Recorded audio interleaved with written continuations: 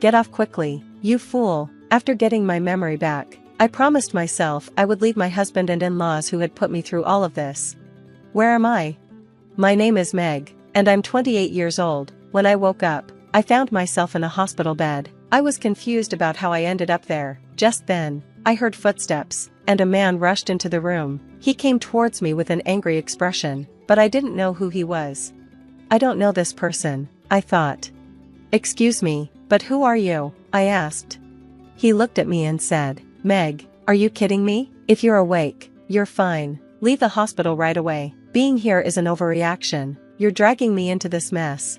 His rude yelling surprised me. It was our first meeting, and he was shouting at me. A nurse and a security guard heard his raised voice and quickly came in to take him away. I was still shocked, unable to move. Then, my mother, Mary, came into the room, crying. Meg, you're awake. I'm so happy. We were so worried about you, she said. But I had no idea what she was talking about. My brother, Jake, was also crying, and my father, Ken, stood behind them, also teary-eyed. They told me I had collapsed in front of our house. I had hit my head and suffered a concussion with a big cut that needed stitches. I didn't remember any of it. Apparently, a neighbor had called an ambulance when I bled a lot from the injury. Mom, who was that angry man who came in earlier? I asked. A man? Angry? My family looked confused. After talking to the nurse and security guard, we found out that the man was supposed to be my husband. Wait, what? I'm married? I was shocked. I couldn't remember any of it. Are you serious, Meg? My brother looked at me with concern. Why did you collapse in front of the house? That guy was yelling at you to leave the hospital right away. Do you have amnesia? My mom asked, worried. Then she quickly called the nurse for help. The nurse explained everything, and I had to go through a lot of tests. It was too much for one day, and since the results wouldn't come right away, I had to wait. During that time, a lot of people came to visit. My coworkers brought snacks, flowers, fruit, and other gifts to help me feel better. Some even gave me personal gifts. Get off quickly, you fool. After getting my memory back, I promised myself I would leave my husband and in-laws who had put me through all of this. Where am I? My name is Meg, and I'm 28 years old. When I woke up, I found myself in a hospital bed. I was confused about how I ended up there. Just then, I heard footsteps, and a man rushed into the room. He came towards me with an angry expression, but I didn't know who he was. I don't know this person, I thought. Excuse me, but who are you? I asked. He looked at me and said, Meg, are you kidding me? If you're awake, you're fine. Leave the hospital right away. Being here is an overreaction. You're dragging me into this mess. His rude yelling surprised me. It was our first meeting, and he was shouting at me. A nurse and a security guard heard his raised voice and quickly came in to take him away. I was still shocked, unable to move. Then, my mother, Mary, came into the room, crying. Meg, you're awake. I'm so happy. We were so worried about you, she said. But I had no idea what she was talking about. My brother, Jake, was also crying, and my father, Ken, stood behind them, also teary-eyed. They told me I had collapsed in front of our house. I had hit my head and suffered a concussion with a big cut that needed stitches. I didn't remember any of it. Apparently, a neighbor had called an ambulance when I bled a lot from the injury. Mom, who was that angry man who came in earlier? I asked. A man? Angry? My family looked confused. After talking to the nurse and security guard, we found out that the man was supposed to be my husband. Wait, what? I'm married? I was shocked. I couldn't remember any of it. Are you serious, Meg? My brother looked at me with concern. Why did you collapse in front of the house? That guy was yelling at you to leave the hospital right away. Do you have amnesia? My mom asked, worried. Then she quickly called the nurse for help.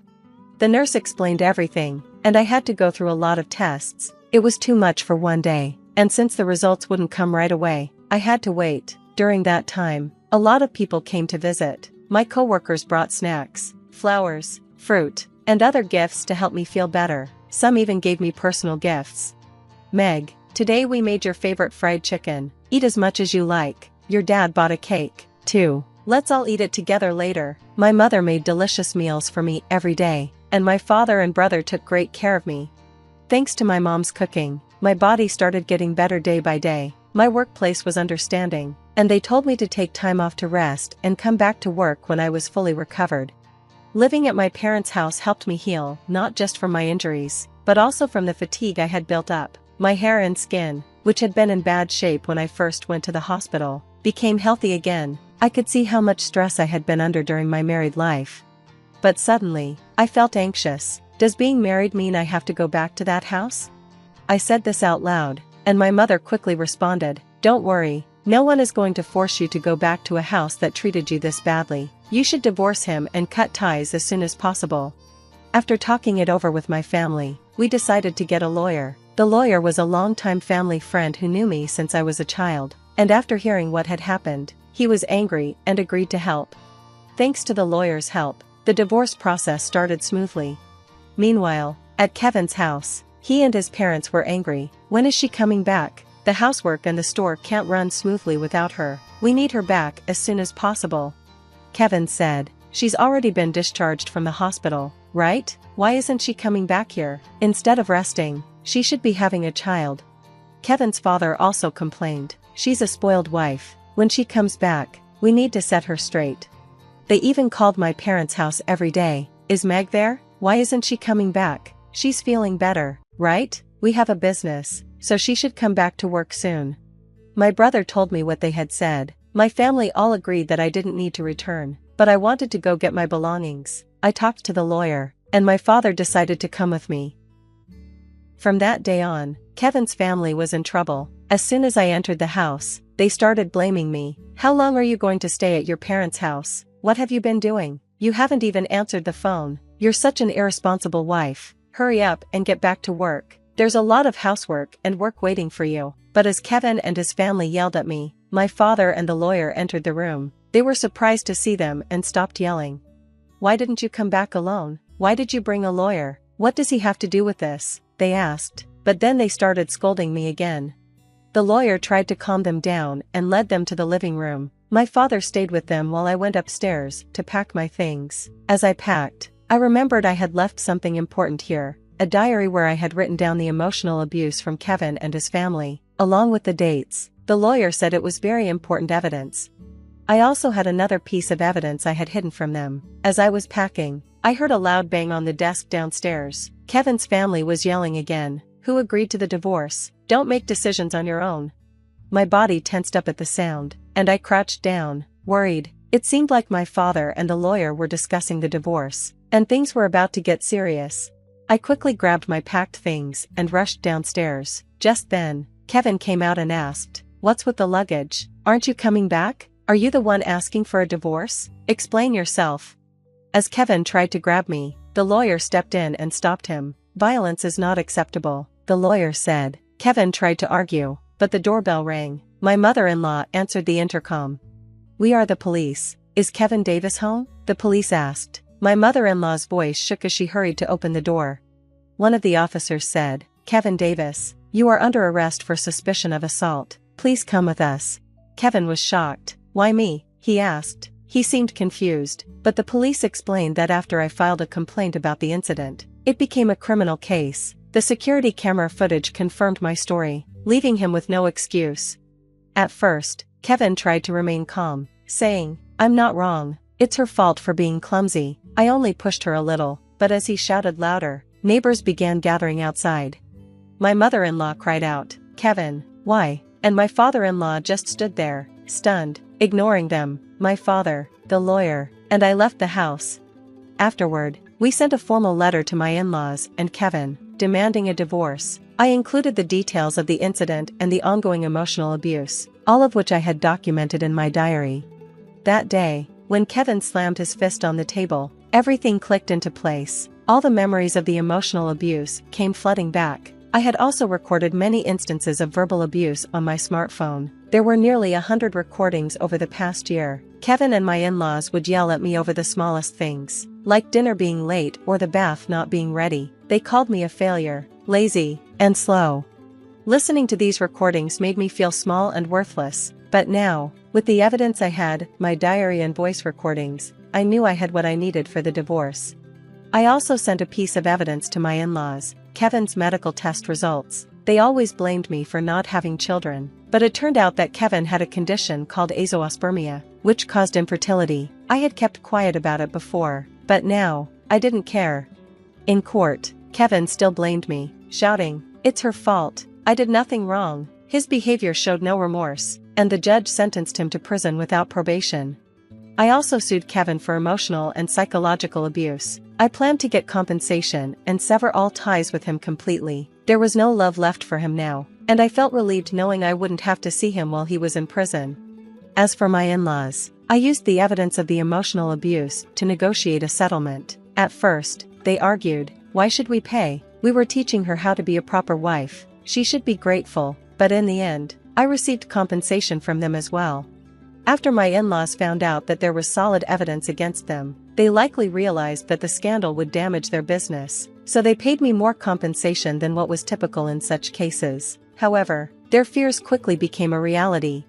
Kevin's arrest led to rumors spreading fast. People talked about how Kevin, the son of the local store owners, had pushed his wife out of the car and seriously injured her. The gossip was hard to avoid, especially since Kevin's parents had always mistreated me. Even though I worked outside the home, they expected me to work for free at their store. These rumors severely hurt their business. Over time, customers stopped coming, and the store closed just 6 months after Kevin's arrest. To make things worse, Kevin's parents had taken out loans using their land as collateral, so they ended up losing both their land and their savings. Eventually, they filed for bankruptcy. Now, they live modestly in a small, old apartment and rely on welfare. I can't help but wonder if the three of them will continue to live together once Kevin is released, but honestly, that's none of my concern anymore. A few years after Kevin's arrest, and his eventual release, my life has taken a positive turn. Ronald, my current boyfriend and boss, has been a great support. He listens to my troubles, especially when my ex-husband harasses me. Ronald even began giving me rides to and from work. One day, my ex-husband suddenly approached me, asking if we could live together again. "I've changed," he said. "We can make it work." Ronald, who had been standing nearby, immediately stepped in. "Stop bothering her," he said firmly. My ex tried to argue, saying, "This has nothing to do with you. It's between me and Meg. Stay out of it." But Ronald, not backing down, responded, "Meg is important to me. You need to give up on her already. If I see you bothering her again, I'll call the police." Since then, I haven't seen my ex. Ronald is physically strong, with a tough appearance, which was probably a good deterrent against my ex, who wasn't very large. But Ronald has a soft side too. He loves sweets, which is a cute contrast to his tough exterior. He's a wonderful person who always respects my opinions, and I'm so grateful to have him in my life.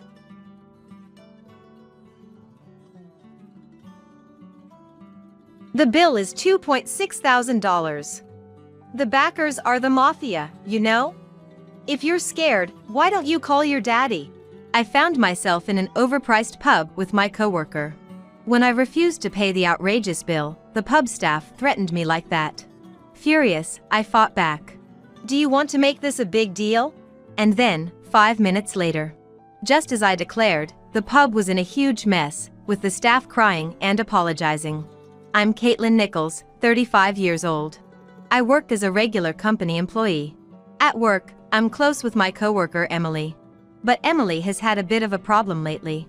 The problem is the pub that Emily has recently become obsessed with. It's a pub on the surface, but it's a concept pub with male sugar baby apparently. I had a bad feeling about it and told her it's better to stay away, but she said it's not as high stakes. However, my bad feeling was right, and we ended up having a terrible experience there. It's definitely fun. Once you go, you'll be hooked for sure. Emily boasted about the pub and showed me the sickeningly sweet exchanges on her mobile phone. To be honest, I wasn't interested at all. I politely played along, thinking it's more worthwhile to spend money on yourself than on other people. The next day, Emily came to work as usual. Emily is very diligent, so even if she's hungover, she doesn't slack off like I do. She's been working a lot of overtime lately, which seems tough, but when I talked to her during lunch break, she started talking about that pub again. I have to make a lot of money for him. When I think that way, work becomes unbelievably fun. Really? Is he that great of a guy? Yeah, but he told me he wants a $3,000 allowance every month. It's tough if you ask me. Oh, but in return, he gives me special service when I visit the pub. I was shocked by how cheerfully Emily said that.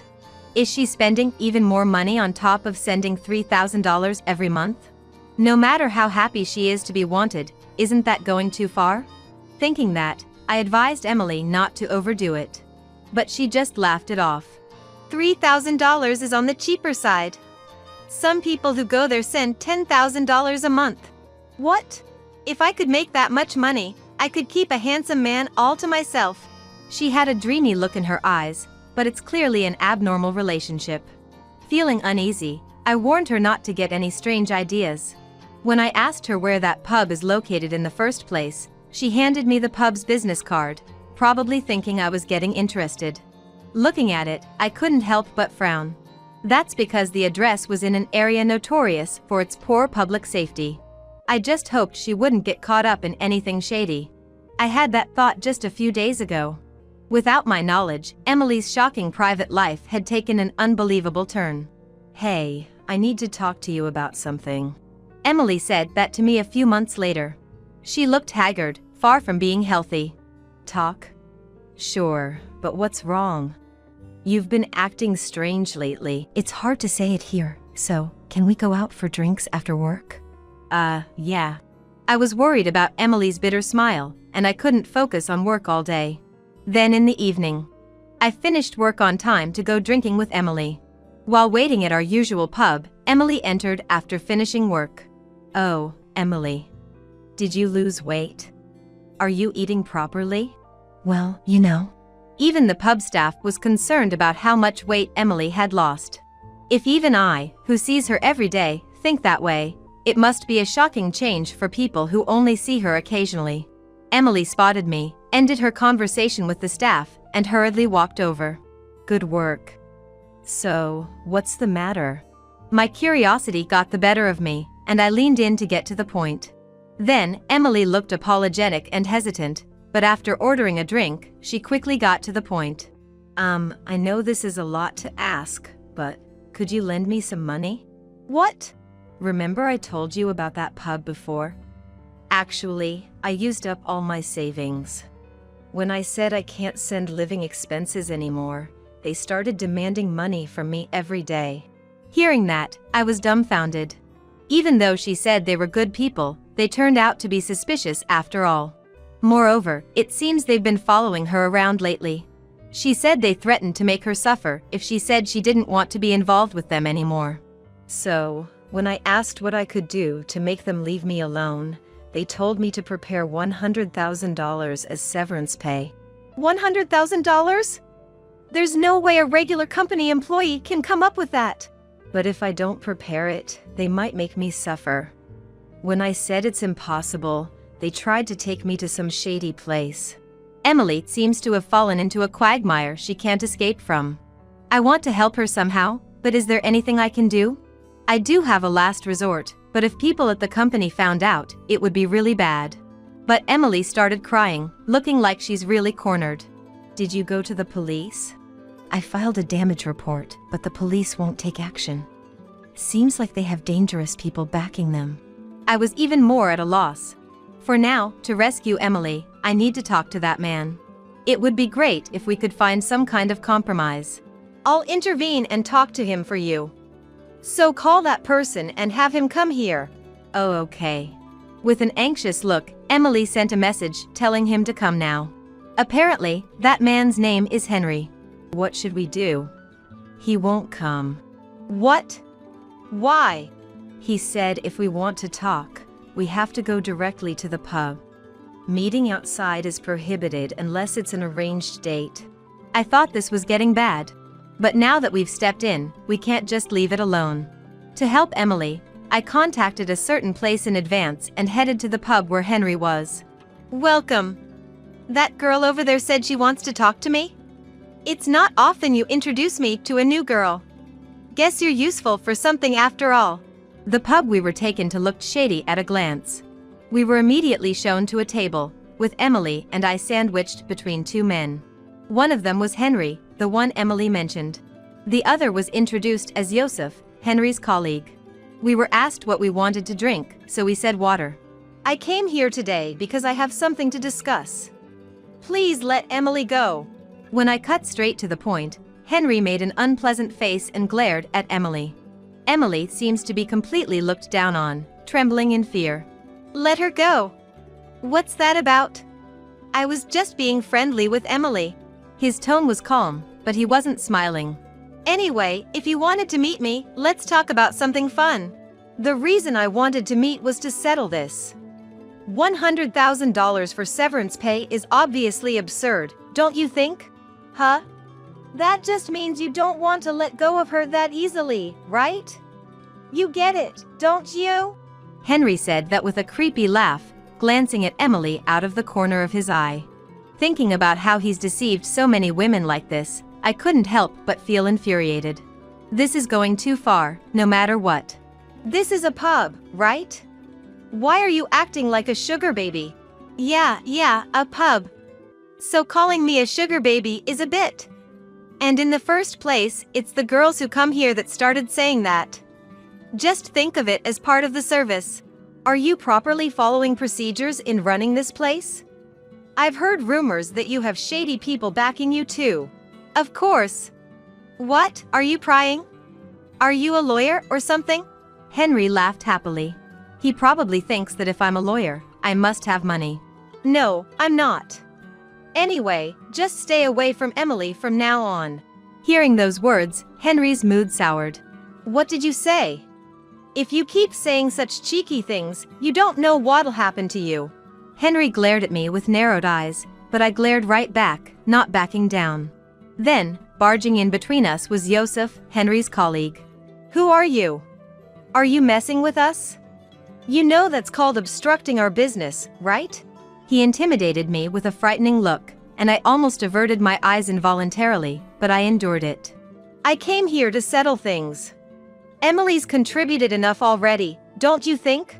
I don't know about that, but if she doesn't like it, she doesn't have to pay, right? What the heck are you even doing here? If she refuses to pay, you're the ones who will harass her, correct? What evidence do you have to say something like that? Being told that, I found myself at a loss for words. I glanced at Emily, but she whispered that she doesn't have any direct evidence either. The person stalking her isn't Henry, but someone else, she says softly. Hearing that, Henry and the others laughed through their noses. That's what you call a false accusation, isn't it? We have nothing to do with it, but you assumed that because of the work we do here? That's a terrible prejudice to have. That's not it. If you were running an honest business, I wouldn't be saying any of this. As if. You know, women are so selfish.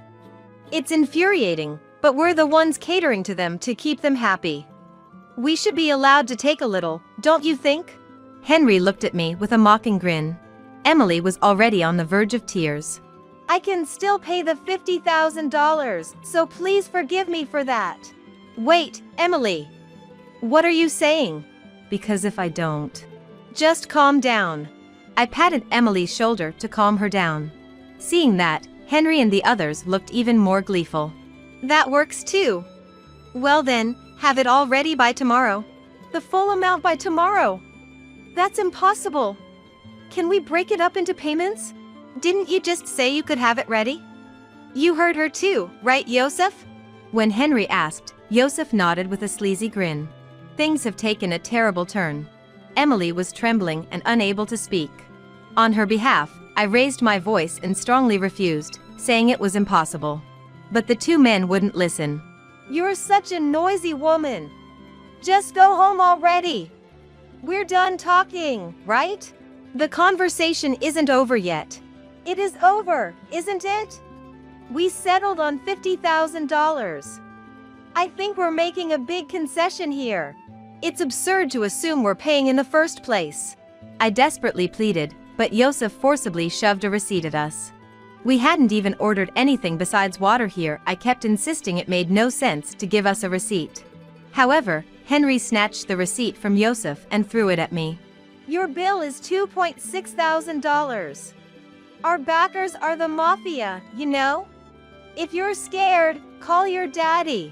Then he threatened me to hurry up and pay while laughing mockingly. "We only ordered water, right? Why is the bill so high? Isn't it obvious? It's a nuisance fee. If you don't pay, I really will call some people. They can introduce you to a good place to work so you can earn the money there." Hearing those words, I finally lost my temper. And I decided it was time to use the last resort I had prepared in advance. "This is going to turn into a big problem, you know." I said that in a threatening tone. Hearing that, Henry and the others burst out laughing. They probably think there's nothing a mere office worker like me can do. Emily also looked at me with wide, anxious eyes. I patted Emily's shoulder reassuringly and told her I have a good plan. "You going to call the cops or something? But your harassment is all caught on camera. You're the ones who will get arrested." Henry still had that smug look on his face as he said that. Yosef was also staring at us with a similar expression, but I didn't lose my bold stance. "Dad? Can you come over, Ot?" As I muttered that with a mobile phone in one hand, the two men laughed even harder. "She seriously called her daddy. You okay with this? Your dad's about to have a bad time right in front of you." I glared at the two of them and told them to wait a few minutes. Henry and the others grumbled that they didn't have time for this, but I said it would be quick and got them to wait. 5 minutes later, a male staff member came running up to Henry and the others with a pale face. "We have a problem. There are scary-looking people out front." "Huh? Manager? Please do something." It seemed Henry was the manager. Hearing that, I couldn't help but smile. "Doing whatever you want in this city, you must have a death wish." "What are you talking about?" "Well, you'll find out soon enough." Henry grimaced, looking displeased. As if sensing something ominous, he suddenly grabbed me.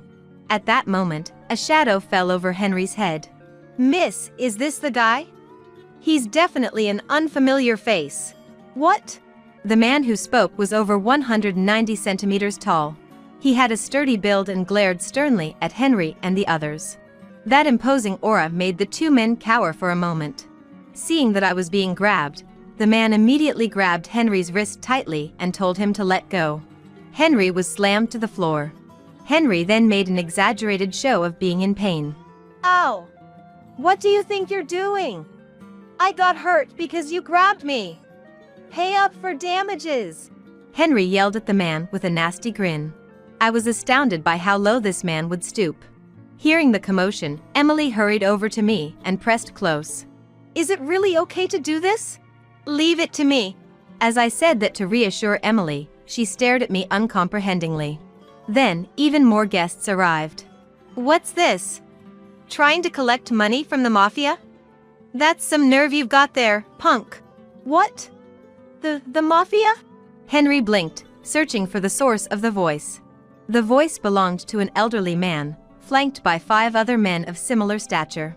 Despite his age, the man stood tall with a ramrod-straight spine and a face like Satan himself. "Dad, I'm sorry for calling you out here like this," I said, and Dad muttered in a low voice, "Don't worry about it." "That's right, this man is my dad. He's what you might call the mafia, in charge of this entire town. Dad dotes on me and is always lenient, but he hates dishonesty. There have been times when he scolded me harshly for doing the wrong thing. Many people looked up to Dad. This town originally had very poor public safety, so the police hardly ever got involved. No matter what happened inside, they couldn't recklessly intervene without knowing who was connected. So instead of going to the police when something happened, the townspeople would consult with Dad, who ran the streets.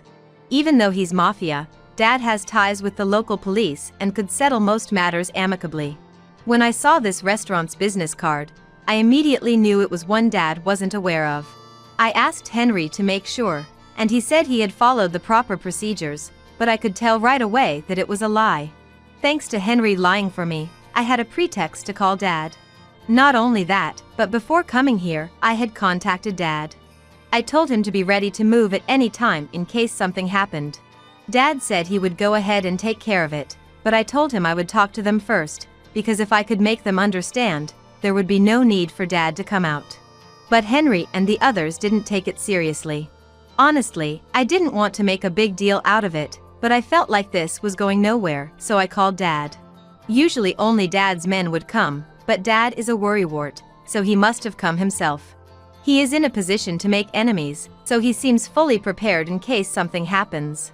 Many of Dad's men have already entered the restaurant. Outside, there are probably black cars parked all over the place. I've heard everything from my daughter. You're going to pay the price, right? I'll be your witness, so line up over there. No one's going to be satisfied with trying to resolve this with money, are they? Paying the price means each of you putting up something precious to you.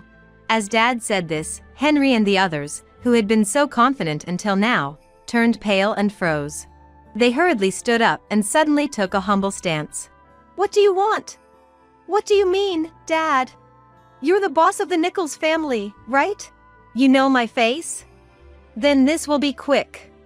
I hear you opened a store here, but I haven't heard a thing about it. Not only that, but I hear you're making quite a profit. Just what kind of store is this? As Dad glared at him, Henry explained, still pale, that it was a concept pub. He then apologized, saying that he had intended to go and pay his respects, but the intermediary had taken a long time to connect him, so he hadn't been able to go in the end. Hearing this, Dad snorted and gave Henry a sharp look. Who and where is this intermediary you're talking about? What? You should have come to pay your respects first thing, but the fact that you were put off means they're looking down on you. If we don't give them a proper talking to, it will make us look bad, won't it? Henry broke out in a cold sweat and fell silent. Judging from his reaction, it was clear that the story about the intermediary was a lie. Unable to endure Henry's attitude any longer, the men surrounding Dad all began shouting at once. They were all indignant, saying they couldn't stand being disrespected like this and that they needed to have a proper talk with him. Henry was surrounded and pressured to quickly reveal who this person was. I'm very sorry. There's no such person. So you lied? Yes. I'm very sorry.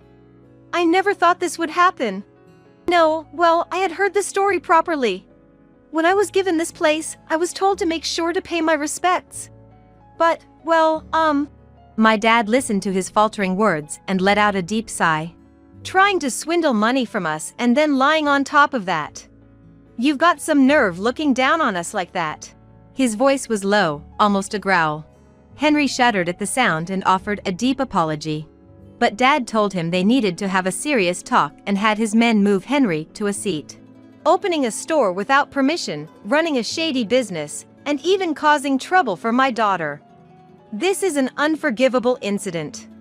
How are you going to pay the price? Seated directly in front of Dad, surrounded by strong men, Henry was trembling and hanging his head. Emily also turned pale and became flustered at the sight of him looking like he might faint at any moment.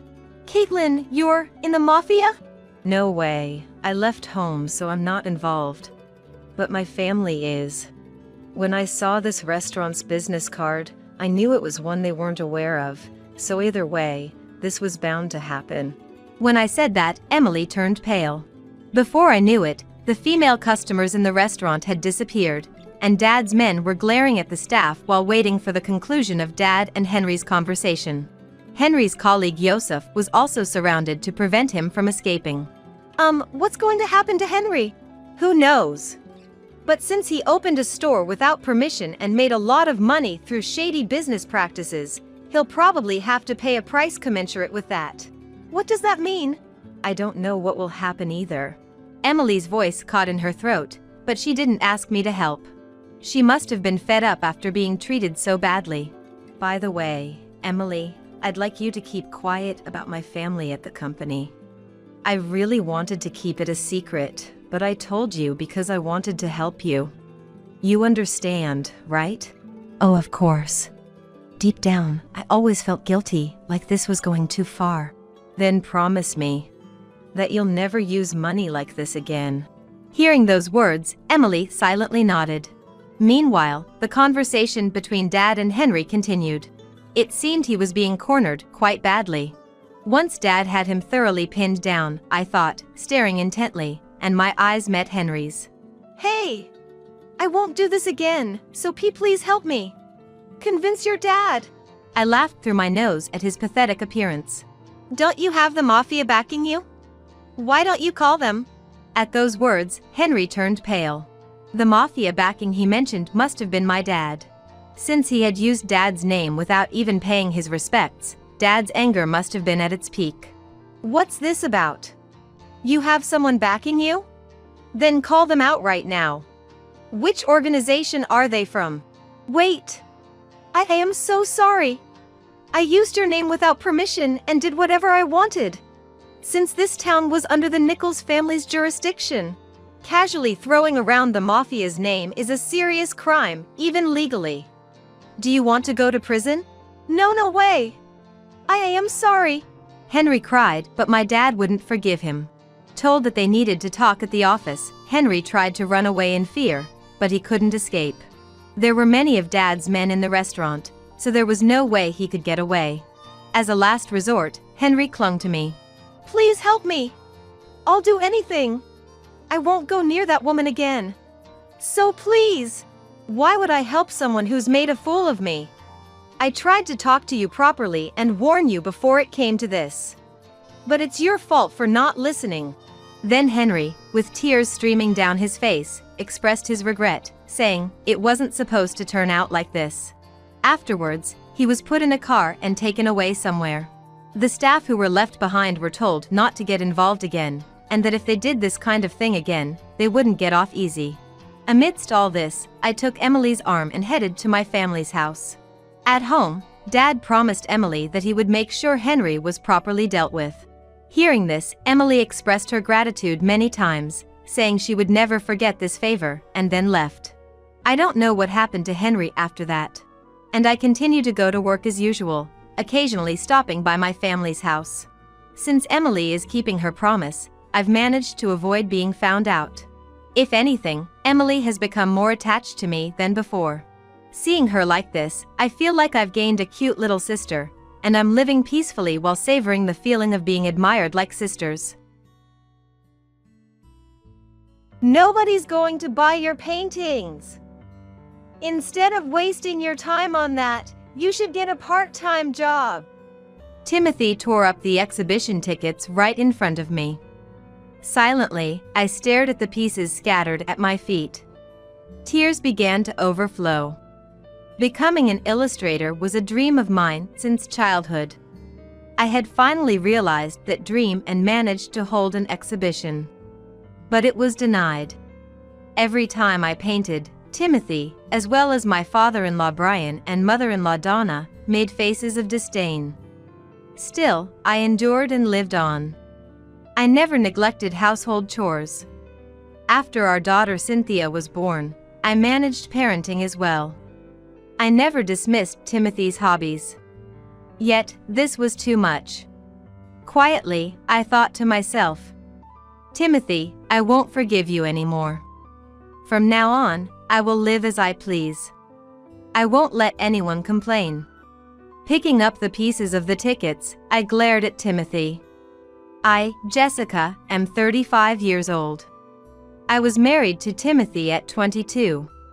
Our daughter, Cynthia, is starting elementary school this year. She seems to be struggling a bit with her studies, but she's getting along with her classmates and seems to be enjoying school life. As a mother, it's a relief. After sending Timothy and Cynthia off and finishing the housework, I sit at my desk. My job is an illustrator. As a freelancer, I mainly take commissions from individual clients. Sometimes I get called by corporations, which makes me especially nervous. While requests have started to come in consistently, my family has never recognized my work. We live in a second-hand house, cohabiting with Brian and Donna. Brian and Donna don't work and are at home all day. They never help with the housework. They mainly complain about my cooking and berate me for only painting. My painting isn't just a hobby. I'm getting paid for it, and I have deadlines to meet. Since you're not a painter, paintings won't make money. No matter how many times I explain, it's the same response. Brian, Donna, and Timothy seem to think I'm lying just because I want to paint. The pensions are much more reliable. They demand an allowance every month. Since they're receiving pensions, they want me to give them money from that. It's proof of hard work in our younger days. If only someone would actually work. Brian and Donna criticize me together. I've suggested moving out to Timothy several times. Each time, Timothy would raise his voice. What a heartless woman! They're my parents, show some respect.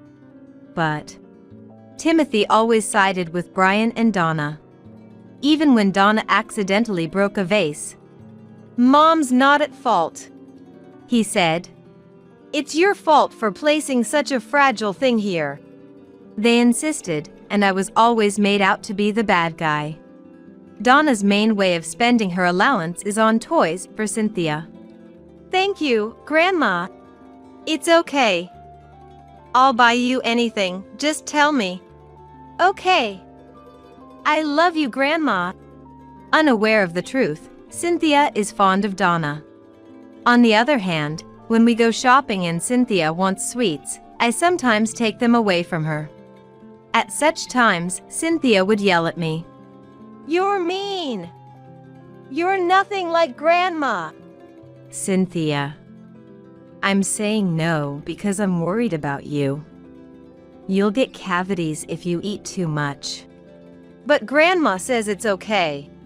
Stop comparing me to Grandma. I raised my voice unintentionally. Cynthia started crying. Other customers looked over while talking. That night, Timothy came home furious. How dare you make Cynthia cry? But I don't want to hear any excuses. From now on, Cynthia's care will be Mom's and my responsibility, so you don't have to do anything. I was shocked by that order. I wondered if Timothy and Donna, who spoil Cynthia without doing anything, really believe they can take care of her. But Timothy's eyes were serious. Feeling overwhelmed, I nodded. However, Timothy's seriousness lasted only 3 days. Donna seemed not even to listen and did nothing as well. To think of it, I'm the one working. It's not fair for only you to live without doing anything. With that, he once again instructed me to take care of Cynthia. Despite the continuous unpleasantness, my work was going well. Is this really happening? While reading an email, I muttered to myself. A client, with whom I had corresponded a few times, had invited me to an exhibition. Excited, my cheeks flushed.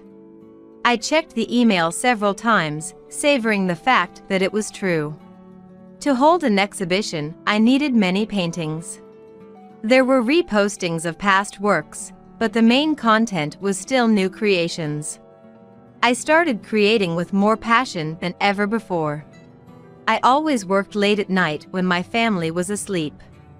Even if my family didn't acknowledge me, there were people who appreciated my paintings. That alone made me feel like I could keep going no matter what. The exhibition was fast approaching next month. After delivering several new pieces, all that was left was to wait for the event. Tickets for the day of the event were sent to me. There were 3 tickets. It was a thoughtful gesture from the organizers for families. I was uncertain. Would Timothy come with me? Maybe the success of the exhibition could make him acknowledge my career as an illustrator. I decided to invite Timothy. Hey, Timothy. What? At that moment, Timothy was watching TV. A baseball game. It was a game featuring the player Timothy supports. Engrossed in the TV, Timothy said, I'll be going out next month. I've got plans to drink with friends. Oh. Can't you make some time?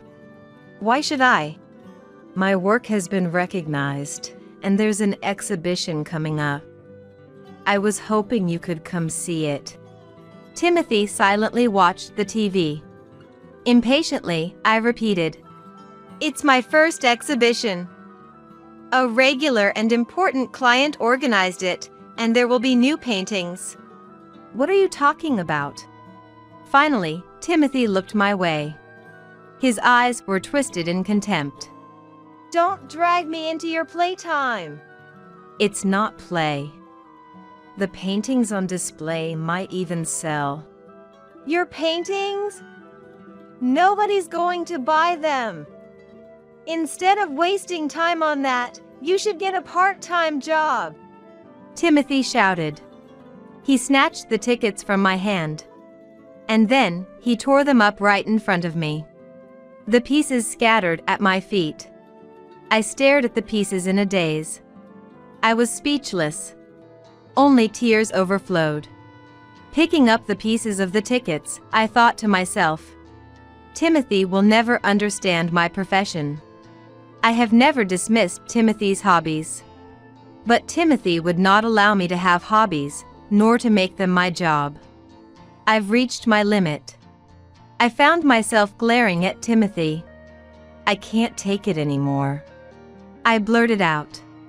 Saying it out loud, I felt my resolve harden. I should leave Timothy.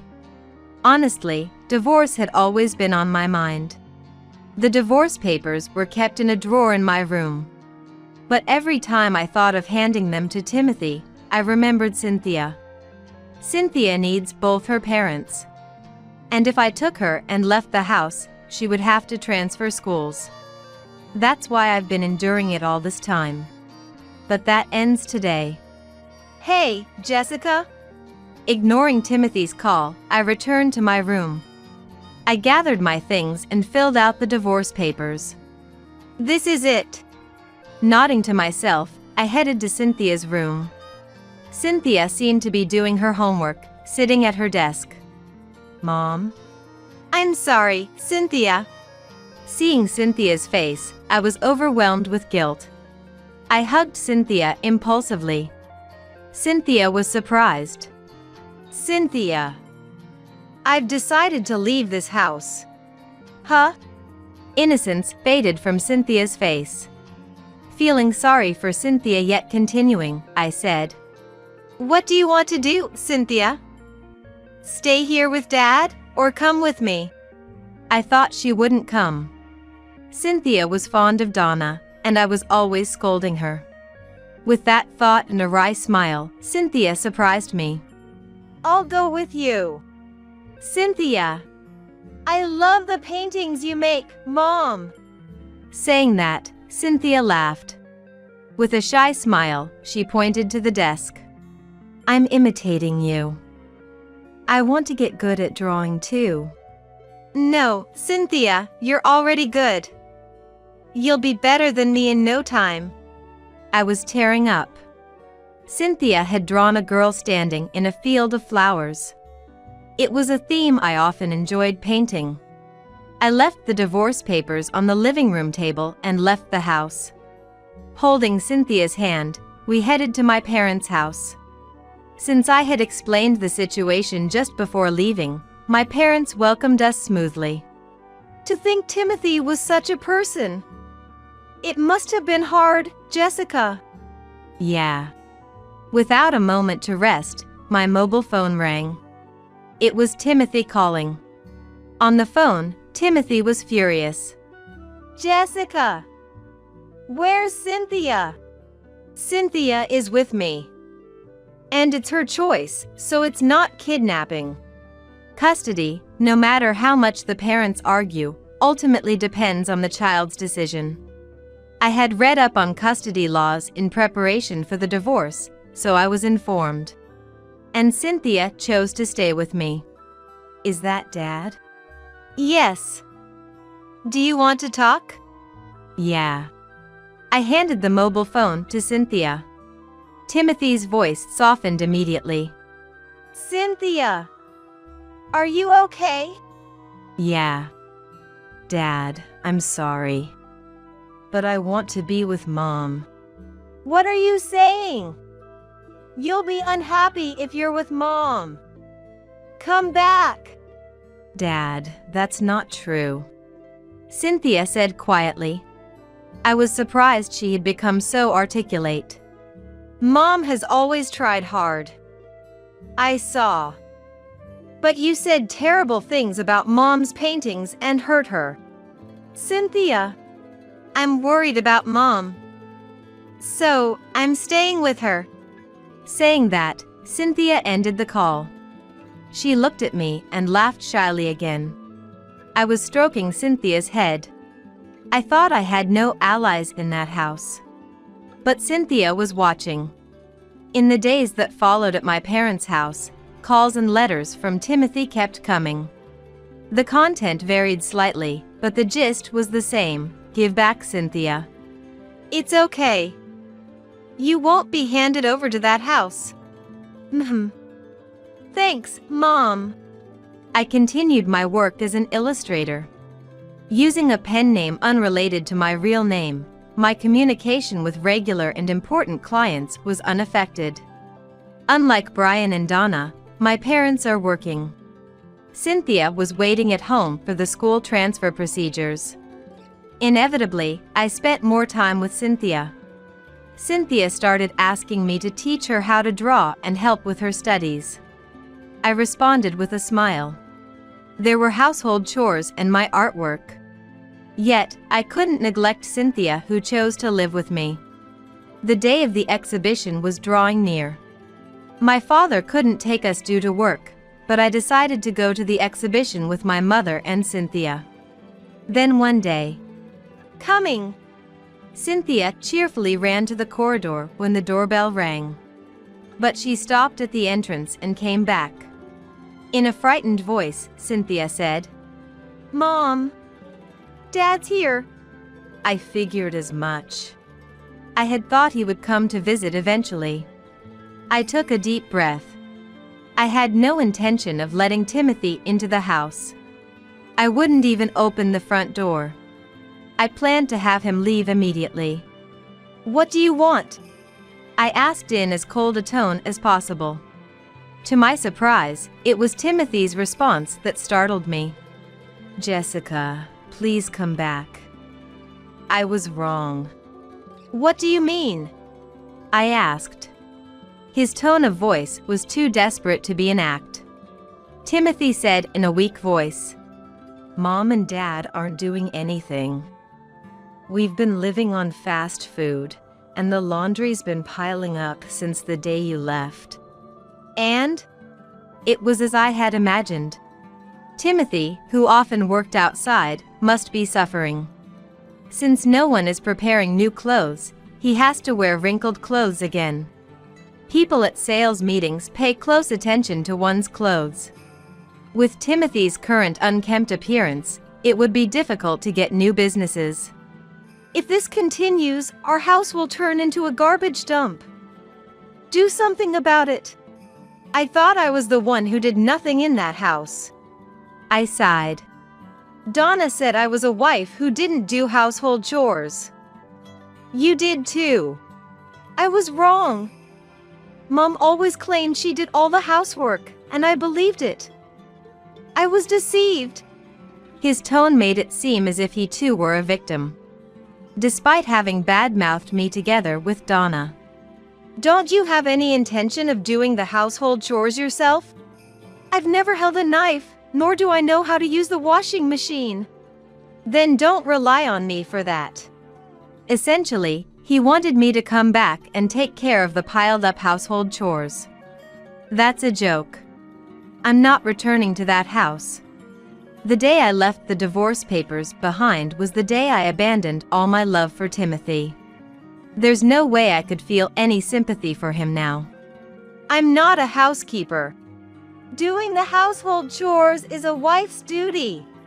Timothy's tone became rough. I, beyond being appalled, calmly responded. I'm no longer your wife. I used to wake up early every morning to make your sandwiches. But I never heard a word of thanks from you, and it wasn't rare for you to leave them untouched, which disappointed me. I never failed to hang the laundry and iron them to prevent wrinkles. Do you understand? I was never thanked, yet I managed the household chores 365 days a year. So what? Every other wife lives like that. If there was gratitude, we could have been a normal couple. The feeling that Timothy and I could not understand each other reemerged. Timothy didn't understand and didn't try to. He was only temporarily weak because he was in trouble. His essence hadn't changed at all. I was grateful for you working. But that's over. I will live on my own strength. You should too, with your own effort. Hey, wait, Jessica. Timothy was still saying something, but ignoring him, I went back to the living room. Timothy knocked on the door and rang the doorbell. But eventually, he must have given up and left. The exhibition was moderately successful. I walked around the venue holding Cynthia's hand. Mom, who came with us, pointed out a guest. Isn't that Timothy? Huh? I felt a chill. Facing Timothy directly, unlike through a door, was awkward. Cynthia would be concerned too. Yet, I looked at the guest's face. Though wearing a hat deeply, it was indeed Timothy. Mom, please watch Cynthia. Okay. I left Cynthia with Mom and approached Timothy. Trying not to bother other guests, I asked quietly. What do you want? You were really working as an artist. His tone was still listless. His clothes were wrinkled and gave off an unclean impression. Timothy's eyes flicked towards me briefly. But they're not selling, right? Look over there. I pointed to a corner of the venue. Displayed on the wall was a new piece of art. Marked as sold. That painting caught the eye of a private collector, and it even got priced.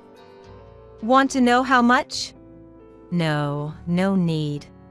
Timothy stepped back as if frightened.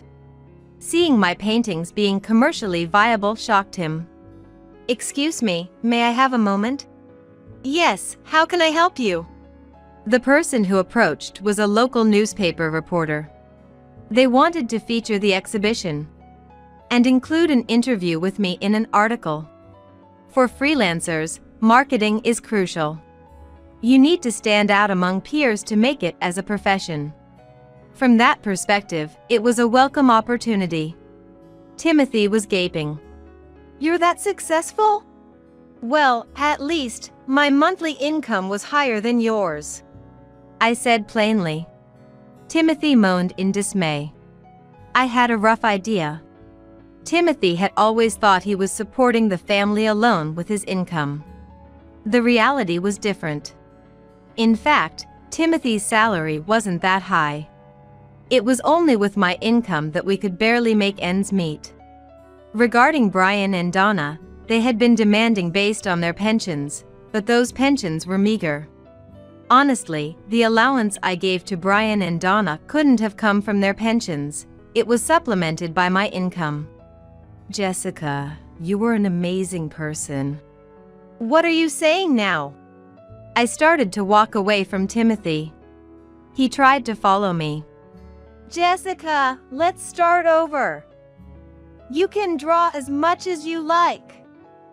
I'll help with the household chores. So, please come back. I didn't respond. The proposal was too convenient for Timothy alone, and I was dumbfounded by it. Besides, I shifted my gaze. He didn't seem to have the courage to speak to me directly, but I had felt their gaze on me for a while now.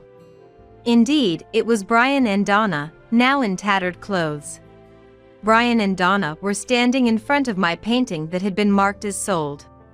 They were looking back and forth between the sold sign and me, as if their eyes were about to pop out of their heads. They didn't even glance at my painting. They were just shocked by the fact that a painting could be turned into money. Timothy, how did you get into the venue after you tore up the ticket?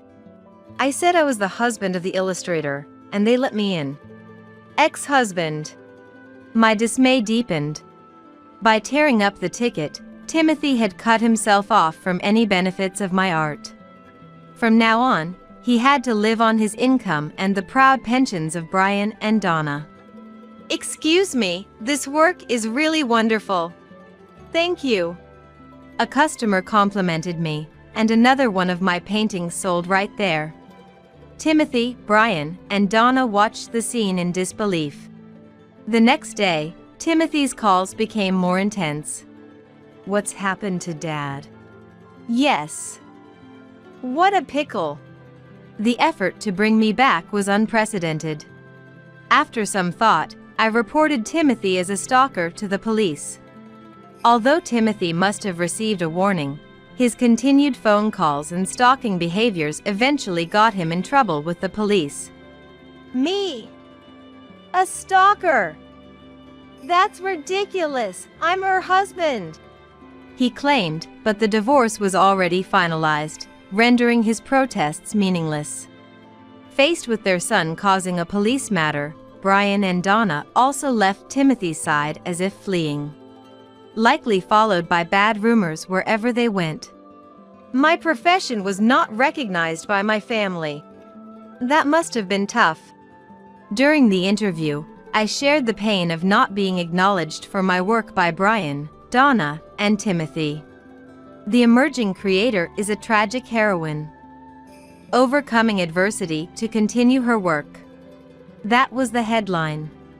I looked at the article as if it were about someone else. Tragic heroine sounded too sweet. It was tough. But now, it's different. I have Cynthia. I have my parents. And I have the voices of fans who need my work. Timothy. The ticket you denied had this much power. Though it was a local paper, the article improved my recognition as an artist. Work started coming in more than before, and I could support Cynthia on my single income. Staying with my parents indefinitely felt uncomfortable. I decided to rent an apartment with Cynthia, choosing a place as close as possible to her new school. My parents seemed regretful. You're always welcome to stay here. Yes, Jessica, you've been through a lot at that house. Thank you. But it's my life, I said as if to convince myself. The disgrace of depending on someone was something Timothy, Brian, and Donna had taught me. I would live taking them as a negative example. Cynthia brought friends home. She seemed to be managing somehow at her new school. Despite the inconvenience caused by her parents, Cynthia didn't use it as an excuse and lived positively. Mom draws pictures. Wow, that's cool. Since moving, Cynthia's speech had matured somewhat. She started practicing drawing seriously. Until then, she would whimsically draw girls in her free notebook, but she began showing interest in the equipment I used for work, spending more time watching me work. I'm going to be like you, Mom. Really? I'm glad. Then, want to try using this pen? Can I? Cynthia's cheeks flushed with excitement. It reminded me of myself when I got new notebooks or paints, and I smiled. Cynthia and I, we truly are mother and daughter. At first, Cynthia couldn't draw straight lines. Trying to draw, her lines would warp into squiggly blobs. But after many attempts, Cynthia's lines began to form into pictures. Her work with paints and colored pencils showed signs of improvement. Apparently, she's among the better artists in her class. Mom! Look! My teacher praised this picture. Really? Let me see. I was thrilled. It's my daughter's growth. There's no way I wouldn't be happy. I had only taught Cynthia the very basics. How to break down the human body into parts for easier drawing and the relationship between light sources and shadows. Other than that, Cynthia must have learned by watching my work and completed paintings. Cynthia might be more talented than me. I genuinely thought so, without exaggeration. Cynthia smiled shyly. I will continue to draw. For Cynthia. For my fans. And most of all, for myself, who never gave up on drawing no matter the circumstances. Standing is common sense for a daughter-in-law. I had been preparing food and welcoming guests since the morning at a family gathering. Being 9 months pregnant, I was taking a short break on the sofa in the back. When my mother-in-law, Susan, found me sitting, her expression changed drastically as she approached me and snapped those words. "Susan, I'm sorry. I'm just having some discomfort in my stomach." Unable to stand due to the pain, I apologized while remaining seated on the sofa. As I struggled to get up, Susan, seeming to give up, turned to leave but then shockingly kicked my stomach. "Susan, how could you?" I immediately curled up to protect my stomach, and fortunately, I didn't feel much pain. "It's your useless body that's the problem." This was a line I was all too familiar with after always being oppressed, but I was left speechless by the shock of being kicked in the stomach. Someone, who had been silently watching this scene, waited until Susan was seated, and then. "My name is Anne. I'm a 32-year-old housewife. I live happily with my husband Tom and our 3-year-old son. I am currently 9 months pregnant with our second child. Before the pregnancy was confirmed, it was decided that Tom would be transferred to work abroad alone. Although Tom insisted on staying in America, I didn't want him to give up his dream of working overseas, a goal since our dating days. After I encouraged him to the end, he promised to go abroad for just 3 years, and then he left. While I felt joy in supporting my husband's dream, there was one concern. The insidious harassment from Susan and Mike, my father-in-law. While Tom was around, they adored us, but in his absence, they subjected me to daily verbal abuse. Since Susan and Mike were kind in front of Tom, I always tried to bring him along. But for the next 3 years, I'll have to endure their malicious harassment alone, which is disheartening. However, I couldn't discuss it with Tom, knowing it would only add to his worries and considering Susan's feelings towards her son. Initially, I tried to please them by complying with everything, but no matter what, I only faced their resentment. All I want is to get along with Mike and Susan. Desiring a peaceful relationship with Susan and Mike, one day, I finally broke down and decided to be submissive. Then I heard shocking words from them. "You stole our precious son from us." That's what Susan declared. "Ever since you married our son, he hardly pays any attention to us." I finally understood the root of their relentless harassment. Susan and Mike were so overly fond of their son that they were jealous of me, his wife. "If that's the case, I can always come with him." Startled by Susan's unexpected confession, I tried to find a solution and offered various suggestions. "The best thing would be for you to leave our son alone." "Right. Then he might return his love to us." I was stunned by Susan's wish. The thought of them wanting a divorce because they felt their son's affection for them had diminished gave me chills. And this distorted expression of their love even scared me. "Don't you like the idea of your son building a new family?" I asked tentatively. "New family? That's ridiculous. Our family is enough. No matter how old our son gets." Realizing the extraordinary love they had for their only son, my husband, I was speechless. "I love my husband. I want to get along with you and Susan, but I have no intention of leaving him." Normally quiet, this was one point I could not concede. Seeing my resolve, Susan scoffed and retorted. "Are you so confident that no matter how we treat you, you won't leave?" From that day on, their harassment only intensified instead of diminishing. At one point, knowing I was allergic to shrimp, they sneakily added it to the fried food. I was about to eat it when my husband, who always harped on about my allergy, noticed and warned me. "Shrimp? I'm sorry. Actually, this was a gift. I forgot you can't have shrimp." Susan apologized to me repeatedly, making excuses. My husband seemed satisfied and asked her to be more careful in the future. But even as they spoke, Susan was stepping on my foot under the table. Amidst such harassment, we were leading a peaceful life when my husband's transfer overseas was confirmed. Susan and the others turned pale with shock as I celebrated. "Overseas. That's going to be hard on the child and Anne, right?" My father-in-law, Mike, really just not wanting to be separated from them, used me as an excuse. My husband said it was a decision we made together, and I knew the anger would soon be directed at me. And, did you even consider my grandchild's feelings? Unsatisfied with my decision, Susan interrogated me like it was an inquisition. Fed up, my husband finally spoke out. Both of you, enough. Working abroad has always been my dream. And is just supporting me in that. He immediately defended me. We support you too. But now just isn't the right time, is it? Mike seemed a bit sorry, yet unable to agree. That's right. The grandchild is only 3 years old. It's too much for Anne. Susan, for once, seemed to be on my side, using my name in her argument. I'm fine. Tom and I have discussed it and decided to go for it. I spoke up, my voice trembling slightly, trying to act bravely so my husband wouldn't worry.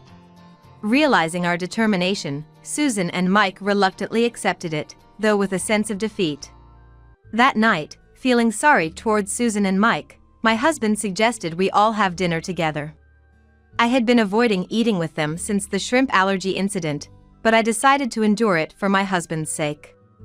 Then let us, the ladies, get busy preparing in the kitchen. You relax.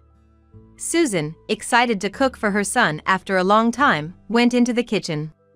Hesitant to be alone with her, I steeled myself and followed her to the kitchen. Aren't you afraid our son might leave you when he returns from abroad? Susan's words, still hoping for our breakup, drained the blood from my face. Realizing it was pointless to engage, I silently started preparing. While we were working on different ingredients, Susan called out to me. And, that pot over there is cool. Could you take it to the table? Busy with preparations, I followed Susan's instructions and grabbed the pot handle with my bare hands, only to let go immediately from the scorching heat. A pot of steaming hot beef stew fell right at my feet. I burned my hands and feet. Hearing my scream, my husband and Susan rushed over. And, did you touch it with your bare hands? I told you to be careful of burns. What should we do now? Susan pretended to panic, but did nothing. My husband, seeing this, quickly instructed to bring a towel and ice. He also told Mike to call an ambulance. Seeing my red, swollen hands and feet, I could only cry in pain and frustration, clinging to my husband. Thanks to his quick thinking, I received proper treatment at the hospital and was told it would take 2 weeks to heal. Slowly, my spirit was breaking from Susan's escalating insidious bullying. As time passed and my husband's departure overseas approached, I made sure to avoid Susan and the others completely. Despite their vengeful attempts to visit our home or call multiple times a day, I never responded. For their excuses to see their grandchild, I sent pictures with messages. To my husband, I told him the reason for not seeing Susan was because of severe pregnancy symptoms, which he understood. Half a year passed, and the annual family gathering, highly valued by my husband's family, drew near. Knowing its importance, and though my husband said I didn't have to attend, I decided to go. I informed Susan of my attendance in advance through a message. Her reply, seemingly eager to finally vent her frustrations on me, brought back the flashbacks of my burn injury accident and filled me with more fear. Then, the day arrived when everyone was to gather. I briefly greeted Susan and Mike, then spent most of my time with relatives of my age, keeping my distance. Standing is common sense for a daughter-in-law. I had been preparing meals and welcoming guests since the morning at the family gathering. Being 9 months pregnant, I took a rest on a sofa in the back. When Susan saw me sitting, she changed her expression and came over to me, throwing those words at me. Susan, I'm sorry. I'm just having some discomfort in my stomach. Unable to stand due to the pain, I apologized but couldn't get up from the sofa. Seeing that I couldn't stand, Susan, seeming to give up, turned to leave, but then shockingly, she turned back and kicked my stomach. Susan, how could you? I immediately curled up to protect my stomach, and luckily, the pain was minimal. It's your useless body that's at fault. I was used to being oppressed by her, but I was left speechless and shocked by being kicked. Someone, who had been silently watching this scene, waited until Susan was seated, and then, "Mom, what did you just do to Ann on the sofa?" Someone shouted loudly, making everyone, including me, turn towards the voice. There stood my husband, who was supposed to be overseas for work. "Tom!" Susan uttered his name in a trembling voice. Painfully, I stood up from the sofa and slowly moved towards my husband. "What did you do to Ann just now?" he asked Susan, with an expression I had never seen before. "Tom, why are you here?" Until the previous day, my husband had apologized over the phone, saying he couldn't get a long leave and wouldn't be able to attend. I couldn't ask him to accompany me, knowing he had just been transferred overseas. Ann. I came back to surprise everyone. Tom's face softened as he looked at me, his expression changing completely from before. He rushed over to me, hugged me around my shoulders, and supported me. "But when I came back, I happened to see Mom and you having that interaction from the entrance." He had been frozen for a while, not understanding the situation as he had never seen Susan like that before. I was about to ask and what happened when Mom kicked her. Hearing this, I realized he had witnessed Susan kicking my stomach. Looking up at my husband, I could see the anger in his eyes. "Tom, this is..." Relatives started gathering in the room, sensing the unusual tension, making the situation even more strained. "Tom, everyone is here, let's talk in the other room." Susan tried to calm my husband with a quiet voice, attempting to defuse the situation. "And you don't need to say anything. I want to hear it directly from Mom." Saying this, my husband turned his face towards Susan again. "No, let's hear it here, in front of everyone." The relatives, stunned by my husband's raised voice, watched the unfolding situation in silence. The commotion got Mike and Mike's brother's attention, who had organized the family gathering. "What's all this commotion about?" Seeing the unusual situation, Mike hurried to Susan's side. Upon realizing his beloved son was there in front of him, Mike looked even more shocked. "Dad, it's been a while. I didn't want our reunion to be like this, but I just saw something unbelievable." With Mike's presence, my husband regained some composure and continued in a calm voice. "What happened?" Mike looked slightly uneasy. He already knew Susan had done something to me. Having always turned a blind eye to Susan's bullying, he was part of it too. "It was just, and I were talking." Susan stubbornly refused to admit she had kicked me, trying to get out of this situation. However, my husband quietly glared at her, wanting her to confess. Sensing the conversation wasn't progressing, I finally spoke up. "You kicked me in the stomach, didn't you?" I finally revealed in front of everyone that Susan had kicked my stomach. Hearing this, the relatives began murmuring. "And what an accusation! I would never do such a thing!" Susan shouted, flustered. "Never, what, Mom? I saw it with my own eyes."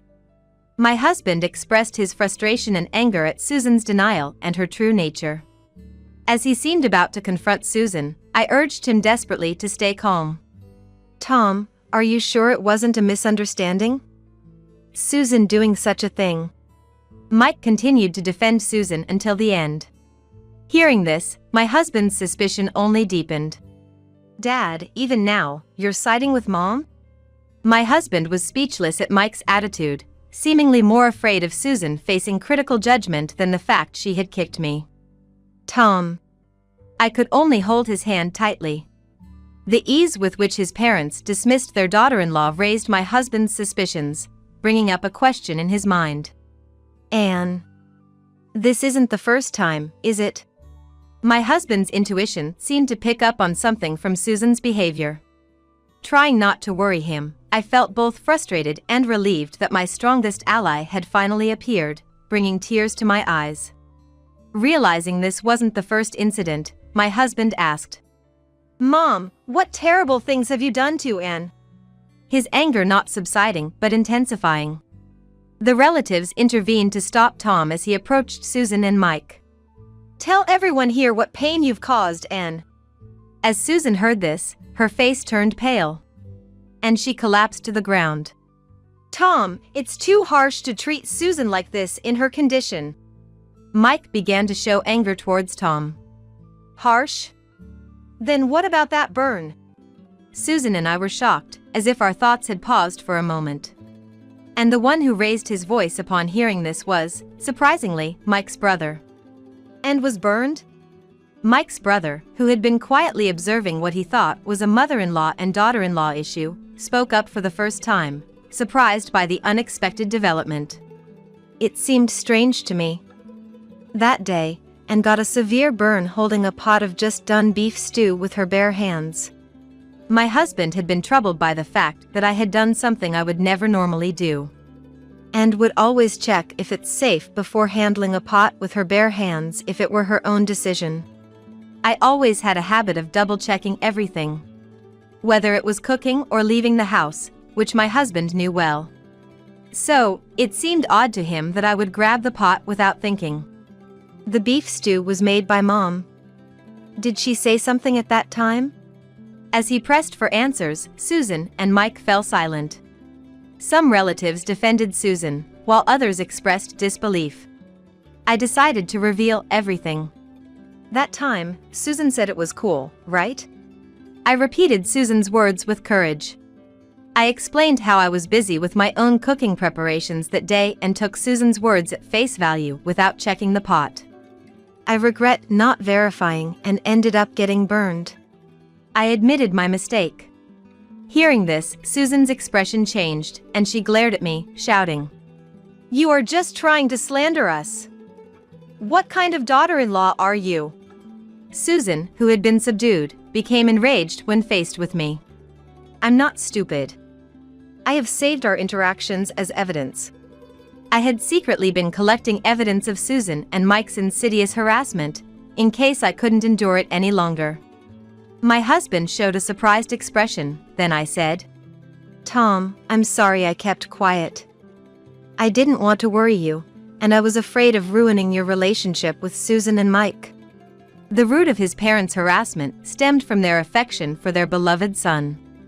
It was a twisted love, but I wanted to avoid worsening the relationship between Tom, who had been raised with much love from his parents. Susan and Mike, not expecting that I had been considerate of them, turned pale upon hearing this. "Mom, Dad, did you hear? Even after all this, and was still thinking of us." Tom apologized to me, ashamed that he hadn't realized the situation. "And I'm so sorry my parents made you suffer this much." Tom apologized with tears, and Susan, as if regretting how things turned out, exclaimed, "No, it's wrong. It's her fault. She stole our precious son." It was the moment Susan's true nature was revealed. The relatives around us looked on with cold eyes. Even Mike, considering his brother's reputation, tried to stop Susan's outburst. "Who stole me from you? Are you doing all this too and because of me?" My husband was speechless, not expecting such a distorted form of love where Susan's harassment was a retaliation for his affection being directed towards his new family. "I'm grateful for how you raised me. But the most important thing to me now is and our family." He expressed his feelings to Susan and Mike. He then shared how much respect and consideration we had always shown towards Susan and her family. "Mom, Dad, I wanted you to see the irreplaceable love of your grandchildren and Anne's admiration for you." Moved by their son's desperate plea, Susan and Mike seemed to finally realize the gravity of the situation, and Mike collapsed on the spot. "Mom and Dad, you've destroyed your own daughter-in-law's love and my trust with your own hands." Hearing this, Susan, realizing for the first time that she had disappointed her precious son, broke down in tears. Seeing Susan crying and distraught, a part of me felt sorry for her outburst. But more so, I felt a sense of relief in her taking responsibility for this mess. Mike's brother, changing the dire atmosphere, intervened. "All right, this isn't a spectacle. The four of you, please move to a quieter room." With those words, the other relatives awkwardly dispersed. Receiving words of sympathy and encouragement, I began to relax a bit. Supported by my husband's arm, We moved to a quieter room as Mike's brother suggested. Once the four of us were inside, an uncomfortable silence filled the room. My husband still had questions for them, eagerly wanting to confront them. However, Susan and Mike looked so exhausted that he hesitated to speak. Then, Mike's brother entered the room. Now we can have a calm discussion. Is it true that Anne was subjected to insidious bullying? With a stern expression, Mike's brother asked directly. After a moment of contemplation, Mike finally nodded in resignation. Triggered by Mike's acknowledgement, my husband burst out. To think my parents would do this while Anne was protecting our child and unborn baby, it's shameful. He voiced all the accusations as if speaking on my behalf. He revealed that the shrimp allergy, the burn, and the kicking were all acts of spite towards me. I can't understand how Dad and Mom could hurt Anne to such an extent. Disappointed beyond imagination, my husband's disillusionment deepened. Then, Mike's brother brought an end to the discussion. Tom, that's enough. As your uncle, I'm deeply sorry for such a shameful sibling. I can't forgive what they've done. He apologized to us, then rushed to Mike and struck him on the cheek. As your brother, I cannot forgive your actions. Don't show your face at family events anymore. He then instructed Susan and Mike to leave immediately. Susan and Mike seemed to want to say something to me, but the fact that they had kicked me remained unchanged. I ignored their expressions and stayed close to my husband's side. Once Susan and Mike were out of sight, I finally felt a sense of closure and, perhaps relieved, I broke down crying. I don't remember much about what happened next, but my husband stayed by my side until the end. After the revelation of Susan's insidious bullying, my husband forbade any contact or visits from them. This helped me avoid seeing Susan, and gradually, my emotional wounds began to heal. The overseas transfer that was supposed to last 3 years was cut short by my husband, who didn't want to be away any longer. He returned to America after just 1 year. Initially, I was a bit apprehensive, but I supported his return, prioritizing the safe birth of our second child. Now, we are eagerly awaiting the birth of our second child as a family of 3. Susan still sends daily messages of apology, wanting to mend our relationship. When I express my fear of seeing them, my husband continues to prioritize my feelings. The relatives also talk about how haggard Susan looks now. And the general consensus is that it's their own fault. In a situation where my husband and relatives are on my side, there's not much Susan and Mike can do. So, once our second child is born, I plan to show them the baby. However, I have no intention of repairing the relationship with Susan and Mike. I'm resolved to spend an ordinary life with our family of 4, combining our strengths. My daughter Sharon's husband Christopher suddenly said with a sly smile, I want to take this opportunity and discuss this with you. I had a DNA test taken because I thought she didn't look like me. And it turns out she's not my daughter. Christopher said so, pointing at my granddaughter Tiana, who was being held by Sharon. I made an eye contact with my husband Dylan while Christopher was unable to hide his smirk. I figured as much. I was disappointed, but anger quickly overtook me. So you've been cheating on me behind my back? You bastard! Were you having an affair with one of the fathers who picks up their kids from daycare? His raised voice caught the attention of those around us. I felt truly sorry. I still wanted to believe in him. A woman like this is totally untrustworthy. Divorce. I want a divorce. Sharon seemed unable to comprehend Christopher's sudden change. Tiana, sensing something was wrong, started crying, and her cries echoing around us. I couldn't believe he was this kind of person. I felt an anger towards him like I had never felt before for neglecting my daughter. Looking over at Dylan, I saw him with an angry expression, fists clenched. This was our only chance. I exchanged glances with Dylan, then took out a photo we had prepared in advance. This photo was our trump card. With hands trembling with anger, I held up the photo in front of Christopher. My name is Violet. I'm a 55-year-old housewife. I live a commonplace life, but I cherish the certain happiness I feel and value the peaceful family life I have.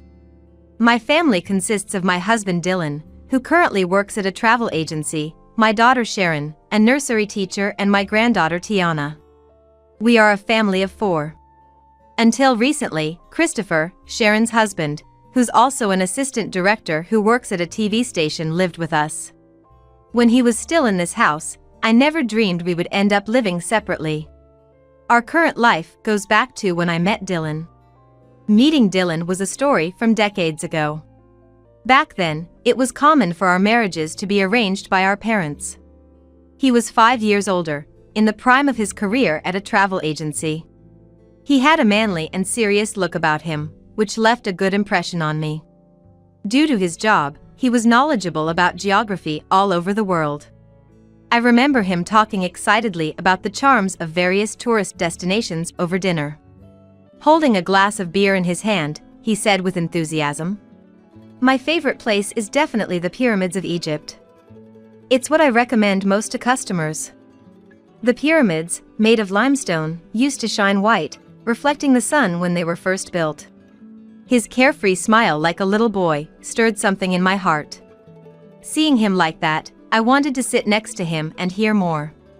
"I would love for you to take me to your recommended places, Dylan." To that he responded with a smile.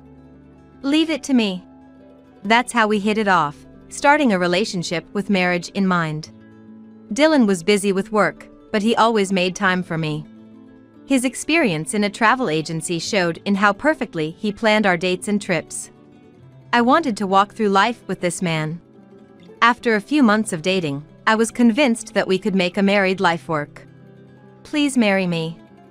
I want to see the pyramids with you on our honeymoon." It was an unplanned proposal. He stared at me wide-eyed for a few seconds, then broke into a broad smile. "Of course. Thank you." "Really? I'm sorry I made you say it." Thus, having confirmed our feelings for each other, we officially pledged our love at our wedding a few months later. True to our promise, we went to Egypt to see the pyramids on our honeymoon. That scenery will never fade in my mind, even after many years. In the midst of what could be called the pinnacle of happiness, our daughter Sharon was born. Life with a child passed surprisingly quickly, and before we knew it, Sharon had grown up and become a respectable nursery teacher. Sharon, who always loved children, seemed fulfilled, even though she was often busy with the kids at the nursery. Through her work, she started talking about wanting to get married and have her own children. She came to me for advice when she was 26. "Mom, do you remember Nicola from my university? I talked to her about getting married, and she invited me to a party. I'm not sure if I should go or not." Seeing my daughter seemingly exhausted from thinking about marriage and kids, I decided to give her a push. "Well, isn't this a chance? You can trust an invitation from Nicola. Why not just go and see?" Sharon looked somewhat anxious, but eventually decided to go. And so the day of the party came. Sharon left the house wearing fancier clothes than usual. Her makeup, different from her normal style, seemed to be done with extra effort. Dylan and I had dinner alone for the first time in a while. As we ate, Dylan seemed restless. "What's wrong? Wasn't the dinner good?" I asked half-jokingly, and Dylan replied awkwardly, "Of course not. I'm just a bit worried about Sharon. I hope she doesn't get deceived by some strange guy." I felt the same way. After all, I was the one who had encouraged Sharon to go. "I guess so. But it's Sharon, she'll be fine. She has a good eye for men. After all, she takes after me in that regard." "I guess you're right." I think we both were trying to mask our anxiety with laughter. Then, a few hours later, Sharon returned. When I asked how it went, Sharon said with a smile, "There was a great guy there. A really great guy." And she kept repeating how he was a good person. Whether it was from the cold air of January or the excitement of finding someone, her cheeks were flushed. "What kind of person is he?" Dylan asked, and to that Sharon proudly replied, "He's part of a TV crew. His name is Christopher." He goes on location shoots and visits all sorts of places. I went on many trips with you too, right? So, we hit it off. Upon hearing this, Dylan frowned slightly. A TV crew, so he's in the entertainment industry, right? I don't have a very good impression of that. How should I put it? Didn't he look a bit frivolous? But you're the one who said, men who travel to different places and see various sceneries are trustworthy. He had black hair and didn't look frivolous at all. Well, I did say that, but... I calmed down Dylan, who didn't seem convinced, and told Sharon.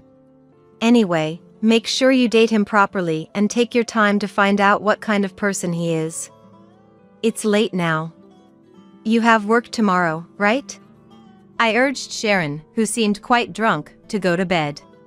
After that, Sharon and Christopher officially started dating. Their relationship seemed to be going well, and Sharon introduced Christopher to me and Dylan. Christopher, being in the entertainment industry, initially seemed elusive. But after talking to him, he turned out to be very personable. So when they brought up marriage, I genuinely agreed. The best thing is to respect Sharon's choice. Thus, they continued their relationship smoothly and got married 2 years after meeting. Christopher, wearing an undoubtedly expensive suit, came to greet us formally. He held a bottle of high-end wine in his hand. I was genuinely happy for Sharon's marriage. Sharon's face, brimming with happiness, made it clear she was at the peak of her joy. Thinking back, that might have been the happiest time. Christopher, looking confident, addressed Dylan. I've brought some wine.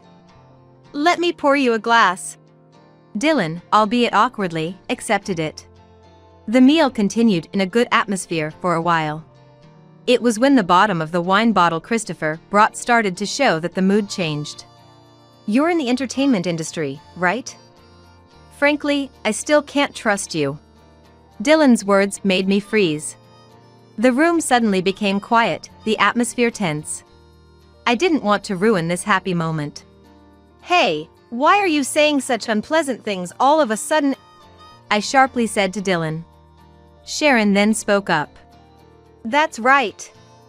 What are you talking about, Dad? That's just prejudice. It's terrible that you can't trust the person I chose. Dylan's frown did not ease even at Sharon's words. Christopher tried to maintain a smile, but he was undoubtedly upset. The evening ended with an awkward atmosphere. After Christopher left, a sober Dylan sincerely apologized to us. Indeed, Dylan's opinion was nothing but a prejudice. Sharon's smile had proved Christopher was a good match, which was evident. Gradually, seeing our daughter's happy smile, Dylan began to accept Christopher. They were supposed to have pledged eternal love at their wedding. They were supposed to be in love. Now, I regret not listening more to Dylan's concerns. As Sharon was approaching her 30s, she announced her pregnancy. Both Dylan and I were overjoyed. Dylan, like when he talks about tourist destinations, awaited the grandchild's birth with a childlike smile. And I too, got too excited for my age. You two are getting ahead of yourselves. Then, at Sharon's request, she and Christopher decided to move in with us. We thought it would be better for everyone to live here together. We were saying you guys would surely be happy living with your grandchild. That's true. You both have jobs, right? Leave the caregiving to Grandma and Grandpa. Don't worry. Their belongings had already been moved from the nearby apartment where they had been living. Everything was prepared for the whole family to live together. Tears welled up as I thought about my daughter's growth and the upcoming birth of my grandchild. As we had these conversations, Sharon's belly grew. Christopher was still busy with work. I understood his job, but I wondered if he couldn't be a bit more supportive of Sharon. As for Sharon, being on maternity leave, she spent most of her time at home. I asked about Christopher's work. Sharon, rubbing her belly, defended him. Christopher is busy. He's always on the go. But he calls every day to say good morning and good night. We're even thinking of names for the baby together. Hoping for a beautiful girl. Oh, we'd love to help pick a name too. Sharon smiled, savoring her happiness, as she listed a few name options. As the due date approached, Sharon decided to name the baby Tiana. The moment Tiana was born, her vibrant cry was indescribably precious. Sharon's relieved expression. Tears in Christopher's eyes. Dylan's beaming smile. And Tiana, trying her best to breathe. I was confident that our lives were solid and would continue to be so. However, the happy future I envisioned never came to be. At the height of my daughter's happiness, I was shocked to learn a disturbing truth from Dylan. He had confirmed some unbelievable behavior from Christopher. I didn't want to doubt him. He was supposed to be the perfect husband for my precious daughter. Despite my uneasy feelings, Dylan, with a serious expression, insisted. I saw it with my own eyes. I know it's hard to believe Christopher's suspicious behavior. Violet, you might not want to know, but it's true. That man is lying. To us and to Sharon. I had never seen Dylan so emotional in over 30 years together. From his unsettled state, I learned everything. Dylan's seriousness made me realize the gravity of the situation. But it was too much to accept all at once. Why would Christopher do such a thing? What about Sharon and Tiana? My heart pounded, wishing I hadn't heard this truth. I wanted it all to be a lie. Especially since Tiana had just been born. Since Dylan told me, a swelling rage grew inside me. I felt the greatest anger of my life. I didn't know what the right answer was, but it was for Sharon and for Tiana. Reluctantly, I decided to follow Dylan's plan. Then we quietly began our preparations, just the two of us. Meanwhile, Tiana continued to grow. A month after her birth, we decided to go out as a family. The attendees were me, Dylan, Sharon, Christopher, and Tiana, 5 in total. I heard Christopher had planned this outing, which was a great surprise. He had arranged everything, including the meal. Dylan and I carefully prepared for the day. Upon arrival, Sharon lovingly watched Tiana. After taking a family photo with Tiana at the center, I wished for these peaceful days to continue. I glanced at Christopher. He wasn't looking at Sharon or Tiana. Although smiling, Christopher's attitude and tone seemed detached, as if preoccupied with something else.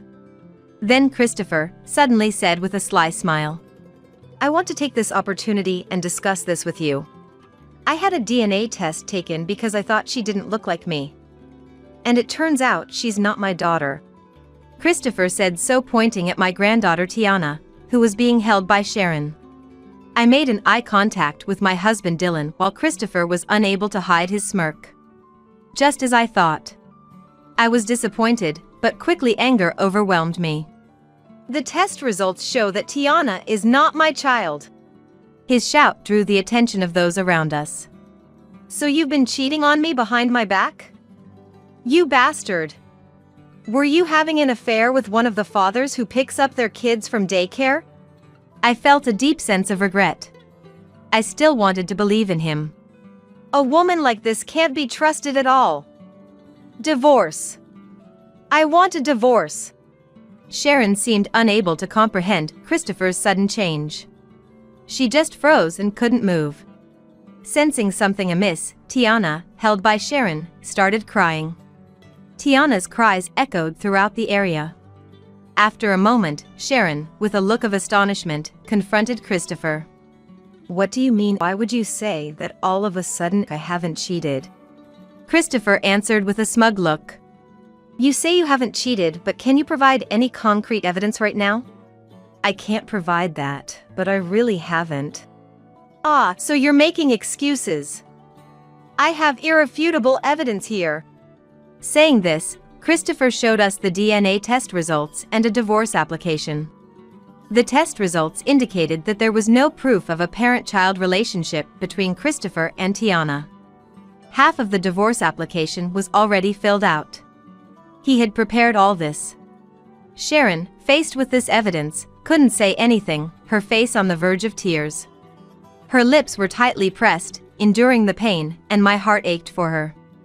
Who could have imagined she would be treated this way? The results show that she's not my child. A cheating woman made a child with some other man, and the DNA proves it. Sign the divorce papers quickly. If you resist, I'll take you to court and demand compensation. Then Christopher, who had retracted his smile, spoke in a low voice. Hey, I've got a good lawyer. You can't escape, so be prepared. It's incredible how far he could take this act. This was the man he turned out to be. I felt a rage towards him like never before for neglecting my daughter. Glancing at Dylan, I saw he was angry too. Now was the only chance. I exchanged glances with Dylan and then took out a photo we had prepared in advance. This photo was our trump card. Holding it with trembling, angry hands, I presented it in front of Christopher. If you're going to do that, we have something to present as well. Right, Dylan? Yes, indeed.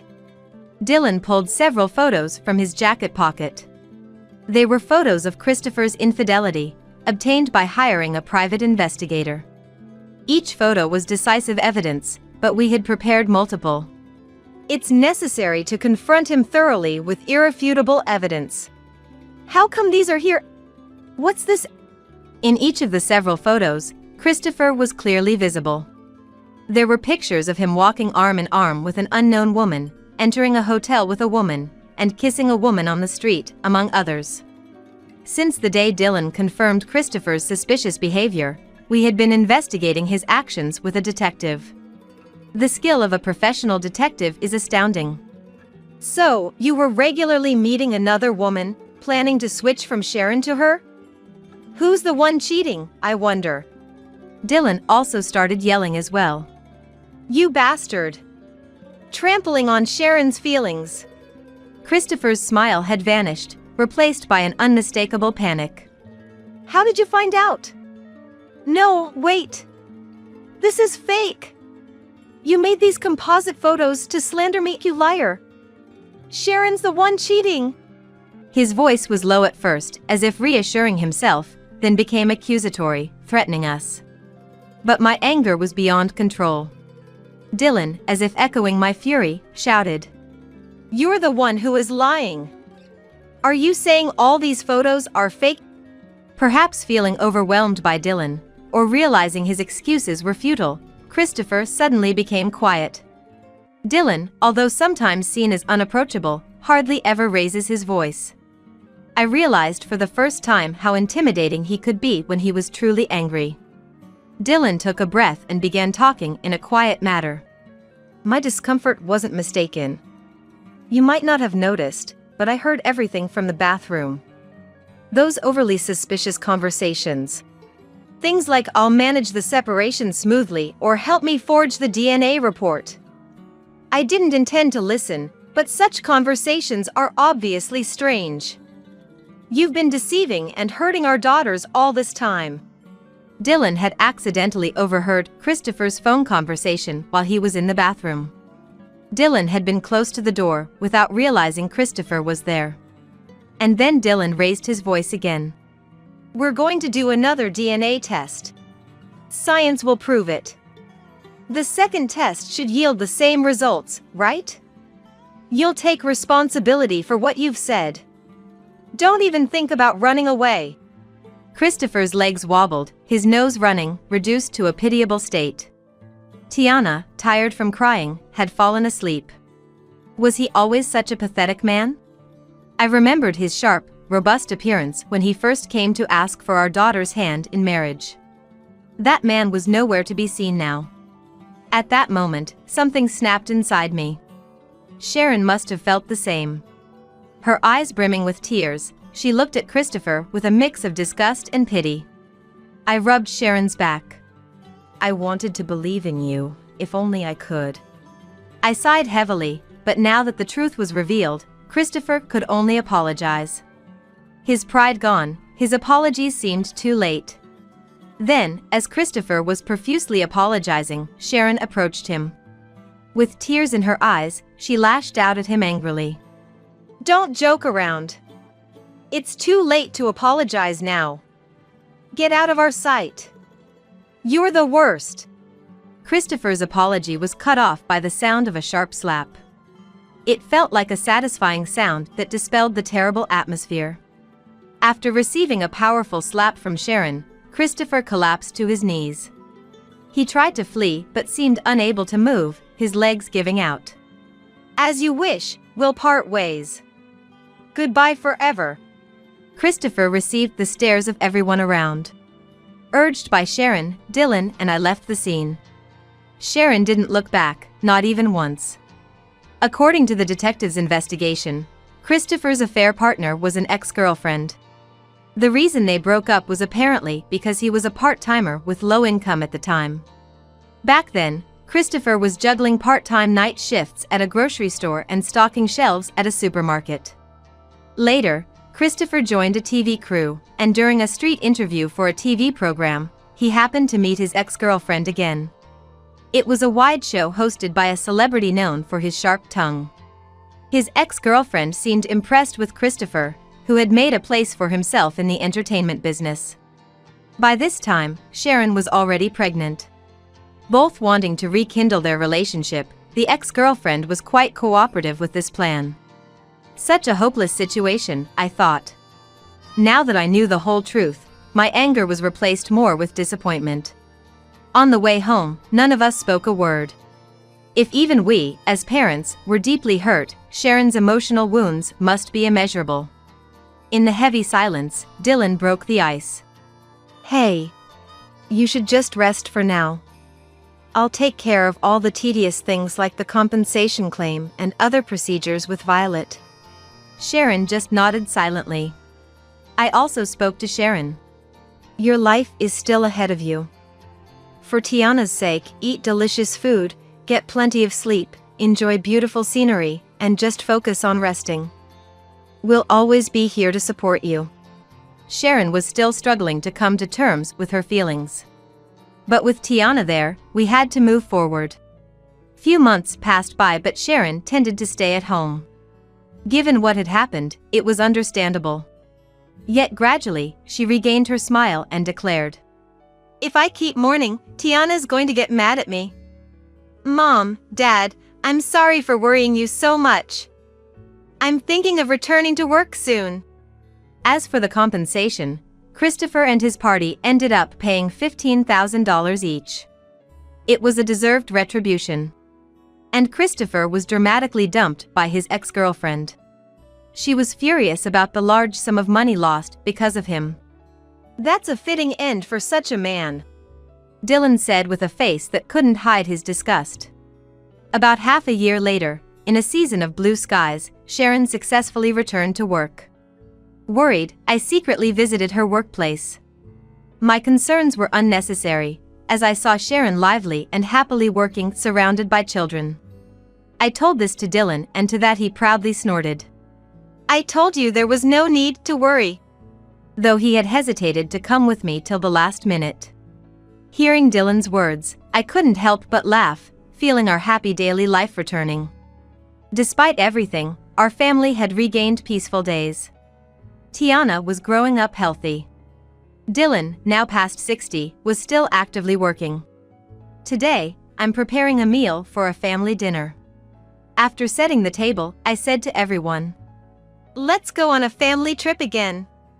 Anywhere, as long as we're together. Absolutely.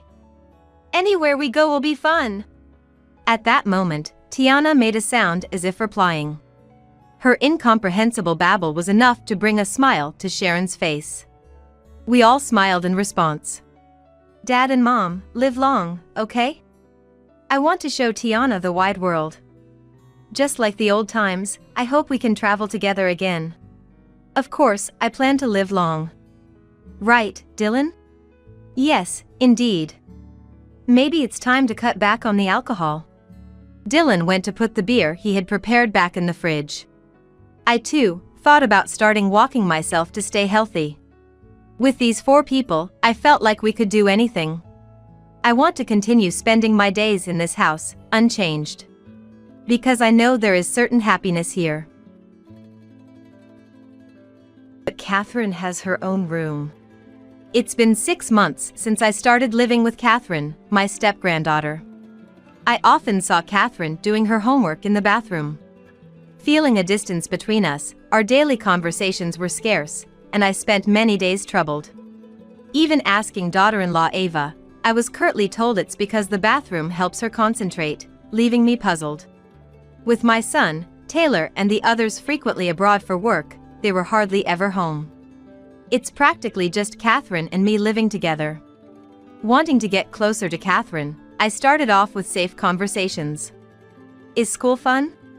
It's okay. Which class do you like best? They're all the same. Her monotone responses left me at a loss for what to ask next. It was unusual for conversation to falter to this extent, even considering her shy nature. Just as I began to feel anxious about our lack of closeness, Taylor and the others were away on what seemed like their umpteenth business trip of the year. It was as if she was waiting for us to be alone. Catherine looked me in the eyes, almost pleadingly, and began to speak. Grandma, can I talk to you for a sec? What's wrong? Actually. Catherine, suggesting it's faster to show than tell, took my hand and led me to Ava's room. Upon entering, she opened one of the many piled-up cardboard boxes to show me something. This winter was feeling particularly cold. On my way home from shopping, carrying bags, I walked slowly, shivering from the cold.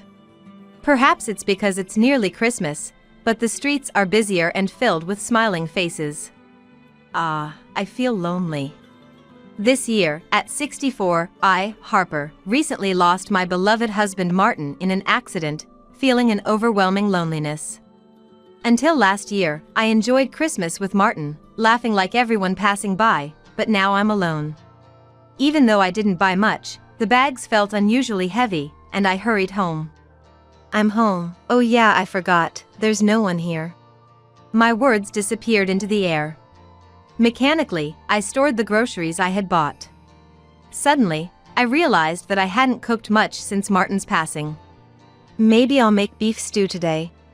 Muttering to myself, the house phone rang. I rushed to pick it up. Hello? Hey, it's Taylor. The caller was my only son, Taylor. Your dad's funeral is over. Of course, I had informed Taylor about Martin's passing, but he had said he couldn't make it due to work. I was going to come home, but the weather turned bad, and my flight got canceled. Sensing an excuse, I intuitively felt Taylor had something to consult. So, what's up today? Can I come back home? The idea of Taylor returning home after becoming an adult surprised me a bit. Feeling more secure with my son than living alone, I was about to express my consent when Taylor surprised me further. Actually, I got married while on a business trip. What? Taking a deep breath, Taylor quickly spilled the beans. The thing is, she has a kid. Still in elementary school and needs constant attention, but since my wife is busy with work and often abroad, I was wondering if you could help us out. I've always loved children, so despite the surprise, the news of having a granddaughter made me genuinely happy. My wife's name is Ava, and the child is Catherine. Ava's in sales, always bustling about abroad. To me, a housewife, a woman in sales and traveling the world seemed quite impressive. What's Catherine like? She's in the 2nd grade, very serious and a good kid. So, when will you move in? Really? You're okay with it? Taylor sounded surprised, as if my approval was unexpected. Of course. I'd be happy if it becomes livelier. Thanks, that really helps. Though Taylor hastily hung up, I felt relieved knowing I wouldn't have to feel lonely from next month. As I busied myself with cleaning the house and buying what was needed, time flew by, and before I knew it, the day Taylor and his family were supposed to return was upon us. I tried calling Taylor to ask various things about preparing a room for my granddaughter, but couldn't reach him. Since that call from Taylor, there had been no contact at all. Despite feeling anxious, the day they were said to arrive finally came. Not knowing what time they would come back, I felt restless all day. Just as I had finished tidying up every corner of the house, the doorbell rang. At the door, Taylor and his family were lined up. "Welcome." As I opened the door, I locked eyes with Taylor, who awkwardly scratched his cheek. "I was worried because you wouldn't answer my calls, no matter how many times I tried. Sorry, I've been busy. From now on, since we'll be living together, it's important to keep in touch even if you're busy." "Got it." With that, Taylor turned towards the beautiful woman and the quiet child standing next to him. "Let me introduce them. This is my wife Ava and my daughter Catherine.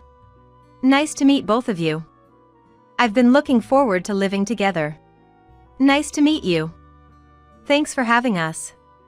Ava, stunning enough to catch even a woman's eye, spoke with a voice as clear as a news reporter. "Nice to meet you, Harper. I look forward to getting to know you." Ava seemed lively, a contrast to Catherine, who was quiet. However, she greeted me properly, a serious child just as Taylor had described. "Just call me Grandma." After showing them their rooms, a moving truck arrived shortly after. As the movers unloaded box after box, most were taken into Ava's room. I offered to help with the overwhelming amount of boxes, but was declined because they felt bad for moving in without contacting me. I decided it was best not to intrude too much on their privacy. After all the boxes were moved, the movers left. Taylor, now a bit settled, spoke solemnly to a photo of his father. "It all happened so suddenly. Dad. I heard a truck ran a red light and was about to hit a child. He died trying to save the kid. Sounds like Dad." "Yes, and the child was saved. The parents were very grateful. As a father, I need to take good care of Catherine too." Despite his busy work, Taylor seemed concerned about not spending enough time with Catherine. While we were talking, Catherine, who had finished unpacking, stood quietly in a corner of the living room. Taylor then left to finish unpacking. "Catherine, are you hungry?" "No, I'm fine." Catherine's mature response made me think she was shy. "How about having some tea with me, Catherine?" "Thank you." It might take some time to get closer to Catherine. As I prepared the tea, I tried to find a way to bond. "What do you like, Catherine?" "Nothing in particular." "Any food you like, anything at all?" "Nothing." I was taken aback by Catherine's reluctance to engage in a conversation. Just as I was struggling to find a topic, Taylor, who seemed to have finished unpacking quickly, returned to the living room. "Since I'm always abroad, I don't have much stuff, so it was quick." Laughing, Taylor's words made me imagine how busy his life must have been. "Good work. I'm about to start dinner, but does anyone have any dietary restrictions? We can eat anything." At Taylor's words, Catherine also silently nodded. "Understood." I decided to make beef stew for dinner. And as it simmered, Ava walked into the living room. "It smells wonderful." "Thank you. I just finished making beef stew. I've been traveling so much, I'm really happy to have a homemade meal for a change." "It must be tough for you, Ava." "Yes, the company is on the verge of bankruptcy due to a failed business venture. The salary is low, so I'm traveling to various places for work." Hearing about the difficult situation Ava was in, my heart ached, and I decided to support her as much as I could. "Ava, feel free to rely on me anytime." Ava nodded with a smile, saying yes. And so, our life together with Taylor and his family began. However, Ava and Taylor were away from home more than I expected, and I couldn't help but think Catherine must feel quite lonely in this situation. Though there's no blood relation, I sympathize with Catherine's situation. And have to take care of her while being careful not to overstep. After 6 months of cautiously navigating our relationship, I noticed Catherine often studying in the bathroom. But Catherine has her own room. Today, as she came out of the bathroom with her study materials, I immediately asked her, "Catherine, why do you study in the bathroom? Isn't your room more spacious?" But she didn't answer, just hung her head in silence. "You can tell me anything, you know?" I said gently, looking into her eyes, But Catherine just clenched her mouth shut and shook her head. "Let me know when you're ready to talk." Eventually, she didn't say anything and quickly went back to her room. I should ask Ava when she comes back today. Since we started living together, Taylor has been good about keeping in touch. I received a message that Taylor would be back next week, and Ava was returning today. As the message said, Ava came home that evening. "I'm home." "Welcome back." Ava entered the house, carrying a large suitcase. "This time, work went well." She seemed in a good mood, singing a trendy song while unpacking. I admired how capable she seemed as I waited for her to settle down. While I was in the kitchen, Ava came to get a drink, and I immediately asked her about Catherine. "Ava, I've noticed Catherine often studies in the bathroom. Do you know why?" "I asked Catherine about it before, and it seems like she can concentrate better in the bathroom." "Is that so? Maybe she likes small spaces." "The bathroom is the quietest place, where it's hard to hear outside noises. So, don't worry about it." Indeed, the bathroom is quiet and kept clean, which might make it an easy place to concentrate. Though I was skeptical, I decided not to pry further.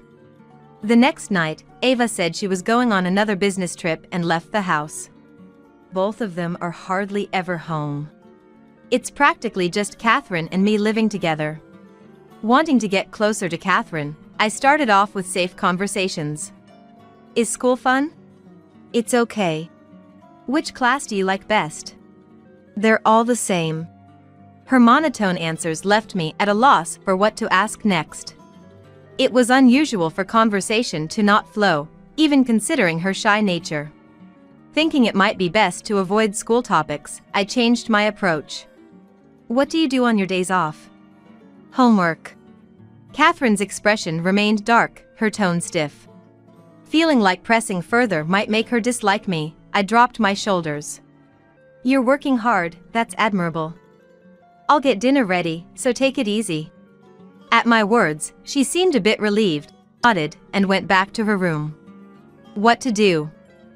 As I headed towards the shower, pondering, I glanced at the bathroom and noticed the door was locked. Was she holding it in? If that was the case, Catherine's aloof behavior made sense. I decided to try talking to her again when the timing felt right. From the next day, I started speaking to her more, observing her mood, and even took her shopping with me on weekends. "Today they have a special on meat. How about pork sauté for lunch?" "Yes." "Do you like pork sauté, Catherine?" "Yes." Catherine's demeanor was unchanged, but I was beginning to read her expressions a bit more. She had tensed up a bit when I mentioned pork sauté. "But I also want to eat hamburger. Maybe we should do hamburger instead." "Yes." This time, it seemed I had guessed right, and Catherine nodded with a lively voice. Then, one day, as I felt we were gradually getting closer through these subtle exchanges, we received a phone call at home. "Hello? This is Walker, Catherine's homeroom teacher. Are you a family member of Catherine?" "Yes. I'm Catherine's grandmother." It was my first time receiving a call from the elementary school, so I was anxious. "Catherine has developed a high fever and has been unwell, and unfortunately, our school nurse is not available." "What? I'll come to the school right away." Interrupting the teacher, I hurriedly got ready and rushed out of the house. Upon arriving at the school and being led to the nurse's office, I rushed to Catherine's side. "Catherine? It's Grandma. Do you recognize me?" My granddaughter looked at me with moist eyes, breathing heavily in discomfort. "Grandma. You don't have to force yourself. I'm here so you can relax." I wiped Catherine's sweat with the towel I had brought. "You're sweating a lot. Do you think you can drink some water?" After inserting a straw into a bottle of sports drink, I watched her condition. "Grandma. I'm thirsty." Catherine, who usually speaks formally, was talking like a normal child, clearly feeling under the weather. Even though she spoke in fits and starts, I firmly thought to myself that I would definitely help her. I supported Catherine's head as she tried to sit up slightly and held the straw to her lips. After taking small sips of the sports drink, Catherine managed to drink half the bottle and then lay back down on the bed. I'm sorry. Don't apologize, Catherine. It's natural to take care of you when you're suffering like this. I stroked her head and smiled gently. After a while of looking uncomfortable, Catherine gradually stabilized as I continued to care for her earnestly. Just then, the homeroom teacher, Mr. Walker, came to check on us, so I asked him to arrange a taxi. Soon after receiving word that the taxi had arrived, I supported Catherine carefully as we made our way home. Catherine, are you okay? I kept speaking to her, matching her pace as we slowly entered the house. Her room was on the second floor. Considering the difficulty of climbing stairs, I decided to let her rest on a sofa on the first floor, covered with a blanket. I continued to take care of Catherine tirelessly, making oatmeal, wiping her face with a wet towel. Grandma, thank you. It's all right. I'm always here with you, so rest easy. When the fever began to subside, Taylor came home. Catherine, are you okay? Welcome back. She's settled down and sleeping now. I'm relieved. I came back as soon as I got the message from you, but it looks like I left everything to you at a tough time. It's okay. This is exactly why I'm here for. Taylor, looking relieved, spread out the cold medicine and sports drink he had bought for Catherine on the table. By the way, where's Ava? That's the thing. I haven't heard from her. It seems she's far away this time. Maybe there's bad reception. She's on a business trip again? Sounds like she has it tougher than me. I'm worried about Ava, too. I had some suspicions about Ava's absence and how I couldn't get hold of her. Though it bothered me, Catherine was my priority. A few days later, when Ava suddenly returned home, Catherine's health had fully recovered. Unlike the deepening bond between Catherine and me, Ava showed no signs of concern for Catherine. Ava, I want to talk to you about Catherine. I'm sorry. I was suddenly called into work. Can we talk another time? I'm worried about Catherine. While you were away, she studied in the bathroom through hot and cold days. That's not normal. She just finds the bathroom comfortable. Please don't worry about it. Without air conditioning or heating, she's cooped up in there. She must not mind it if she can concentrate on her studies. I have to go now. What she blurted out was a remark I couldn't believe coming from a parent, and I felt a chill down my spine. Ava slipped past me, who was stunned, and left the house. A few days later, with Taylor and Ava gone on yet another overseas business trip, it was just Catherine and me. Grandma, can I talk to you? It was as if she was waiting for us to be alone. Catherine looked me in the eyes, almost pleadingly, and began to speak. What's wrong? It's better if I show you, she said, pulling me by the hand towards Ava's room. Entering the room, she opened one of the many piled-up cardboard boxes and showed me something. What's this? I know, Mom is having an affair. What? These are souvenirs Mom bought to cover up her affair with her lover on their trips. I was shocked by her words. But the surprises didn't stop there. Catherine moved towards Ava's laptop, turned it on, waited for it to boot up, and clicked on a certain file, which brought up a password prompt. I really don't want to see this, but... Inside the file were numerous photos of Ava, always with a man by her side. So many! The man next to her changed in various photos, many of which showed souvenirs like the ones she had shown me. This is in Hot Springs, and this one's in Hawaii. The dates on the photos corresponded with the days Ava said she was on business trips. I needed to do some research once and borrowed Mom's laptop. Catherine, being in elementary, didn't have a mobile phone yet. So when she needed to look up something, she always said she was using Mom's laptop. I saved my data in a file, but accidentally saved it in the wrong one. Scrolling through the photos, Catherine explained. When I was searching for my data, This was the only file that was locked. She continued in a somber tone, staring at Ava's smiling face in the photos. Curious, I tried entering Mom's birthday as the password, and it opened. After closing the file and shutting down the laptop, she took a deep breath. When I confronted Mom about the affair, she threatened me, saying if Dad and Grandma found out, I'd be thrown out too. What a thing to say to a child! Anger welled up inside me towards Ava. She said if I pretended not to see the affair, I wouldn't be thrown out, and she'd get me souvenirs to keep quiet. To think she'd try to bribe you with gifts bought to camouflage her affair, unbelievable. Some were forcibly placed in my room. Seeing them constantly reminded me that Mom was cheating, and I couldn't stand it. As she spoke, tears streamed down Catherine's face. That's why I didn't want to be in my room and ended up studying in the bathroom instead. You didn't want to study there, did you?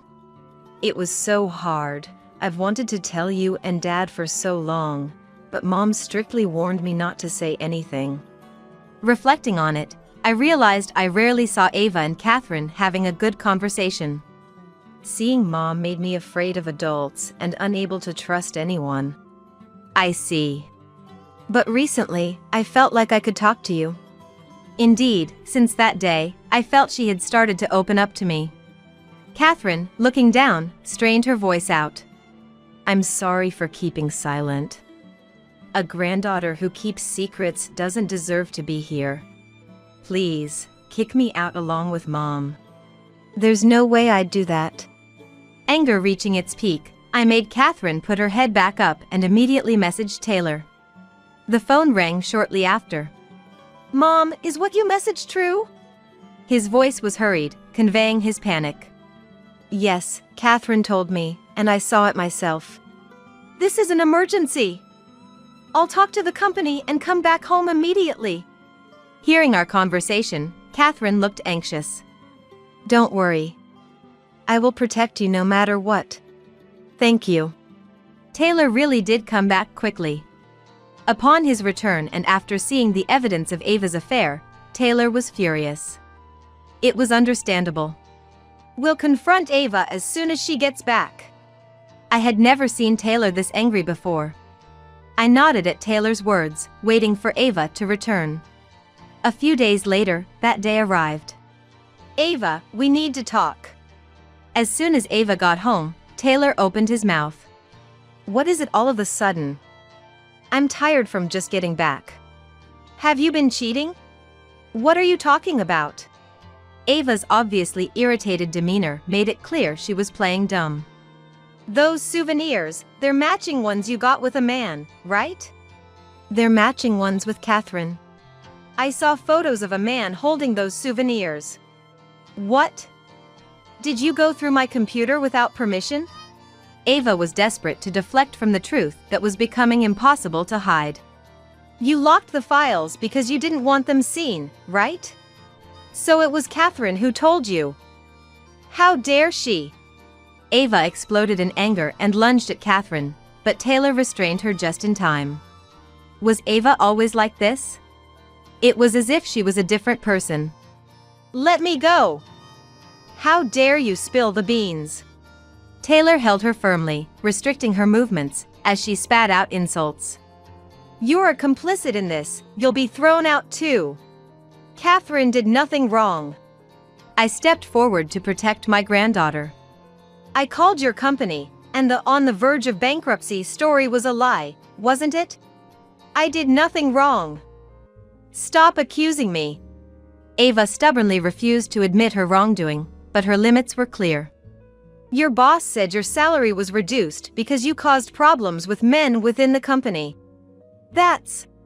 We'll be seeking compensation from you as well as the men involved in the divorce settlement. Finally, Ava stopped resisting and slumped down. Silence fell over the room. I feel sick because of you all. I'm going to the doctor's later. After exchanging a look with me, Taylor let Ava go. She left the room as if she was drained of all energy. Ava indeed went to see the doctor. Apparently, she had contracted a troublesome disease overseas and needed to focus on treatment. She's paying for her reckless lifestyle. I'll have to inform Ava's company, Taylor said after receiving a call from the hospital and relayed the information to Ava's company. Ava's reputation worsened, and after the disease came to light, she had trouble with the men she had been involved with and ended up resigning. It looks like we can finally settle down. Thank you, Dad. It's what family does. Taylor said so, with his words heavy with resolve. After the turmoil subsided and we started to regain our normal life, Taylor received a call. He frowned immediately and answered. Don't joke with me. We're done. It's your problem now. He hung up abruptly. We might need to change our phone number, he muttered. What happened? It was Ava. She said she's broke because of the compensation and asked for help. How selfish. Exactly. She's getting what she deserves from the men she was involved with. It looks like Ava tried to work in the entertainment district, making use of her beauty. But her illness made it difficult to find work, leading to a life of poverty. Catherine suffered so much, it's only right Ava faces the consequences. Catherine was remarkable for enduring it all alone. As I reflected, Taylor spoke with determined eyes. I'll do everything so Catherine never has to suffer again. It seemed the ordeal made Taylor want to rebuild his relationship with Catherine, leading him to request a transfer to a domestic role. Spending more time at home, he grew closer to Catherine, strengthening their bond. Lately, Catherine's smiles had become more frequent. Catherine, is there somewhere you'd like to go? The aquarium.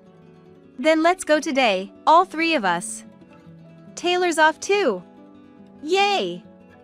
I love you, Grandma. Jumping up and down, she smiled happily. Catherine's joyful laugh warmed my heart. I love you too, Catherine. Holding Catherine's hand as we set off, I promised myself to protect this smile forever.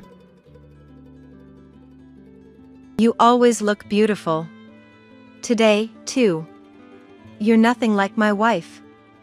I wish I could marry you soon. It was in the middle of the night when I woke up to go to the bathroom. I heard a surprising conversation from the living room. I'd also prefer a beautiful mom. I'd be happy that it could happen. Apparently, my husband and son were on a video call with someone. From the conversation, it seemed likely that it was my husband's mistress, and shockingly, my son was also talking with the woman. What in the world is going on? After all the times they've ignored me, to do something like this. For the past month, I've been treated as if I didn't exist by the two of them. Ignored completely, even when I spoke right in front of them, and on top of that, the meals I cooked were thrown in the trash. I felt my heart turning cold. And so, I vowed to get my revenge. My name is Lucy, a 39-year-old housewife. My husband Albert is a 45-year-old office worker, and our son Frederick is a 14-year-old middle school student. Our family was just an ordinary, average one, living happily together. Albert had an average income for his age and a normal look.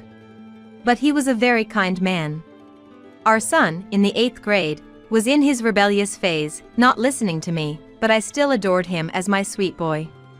I worked hard as a housewife, doing everything all I could to support our family. However, our peaceful happiness shattered suddenly one day.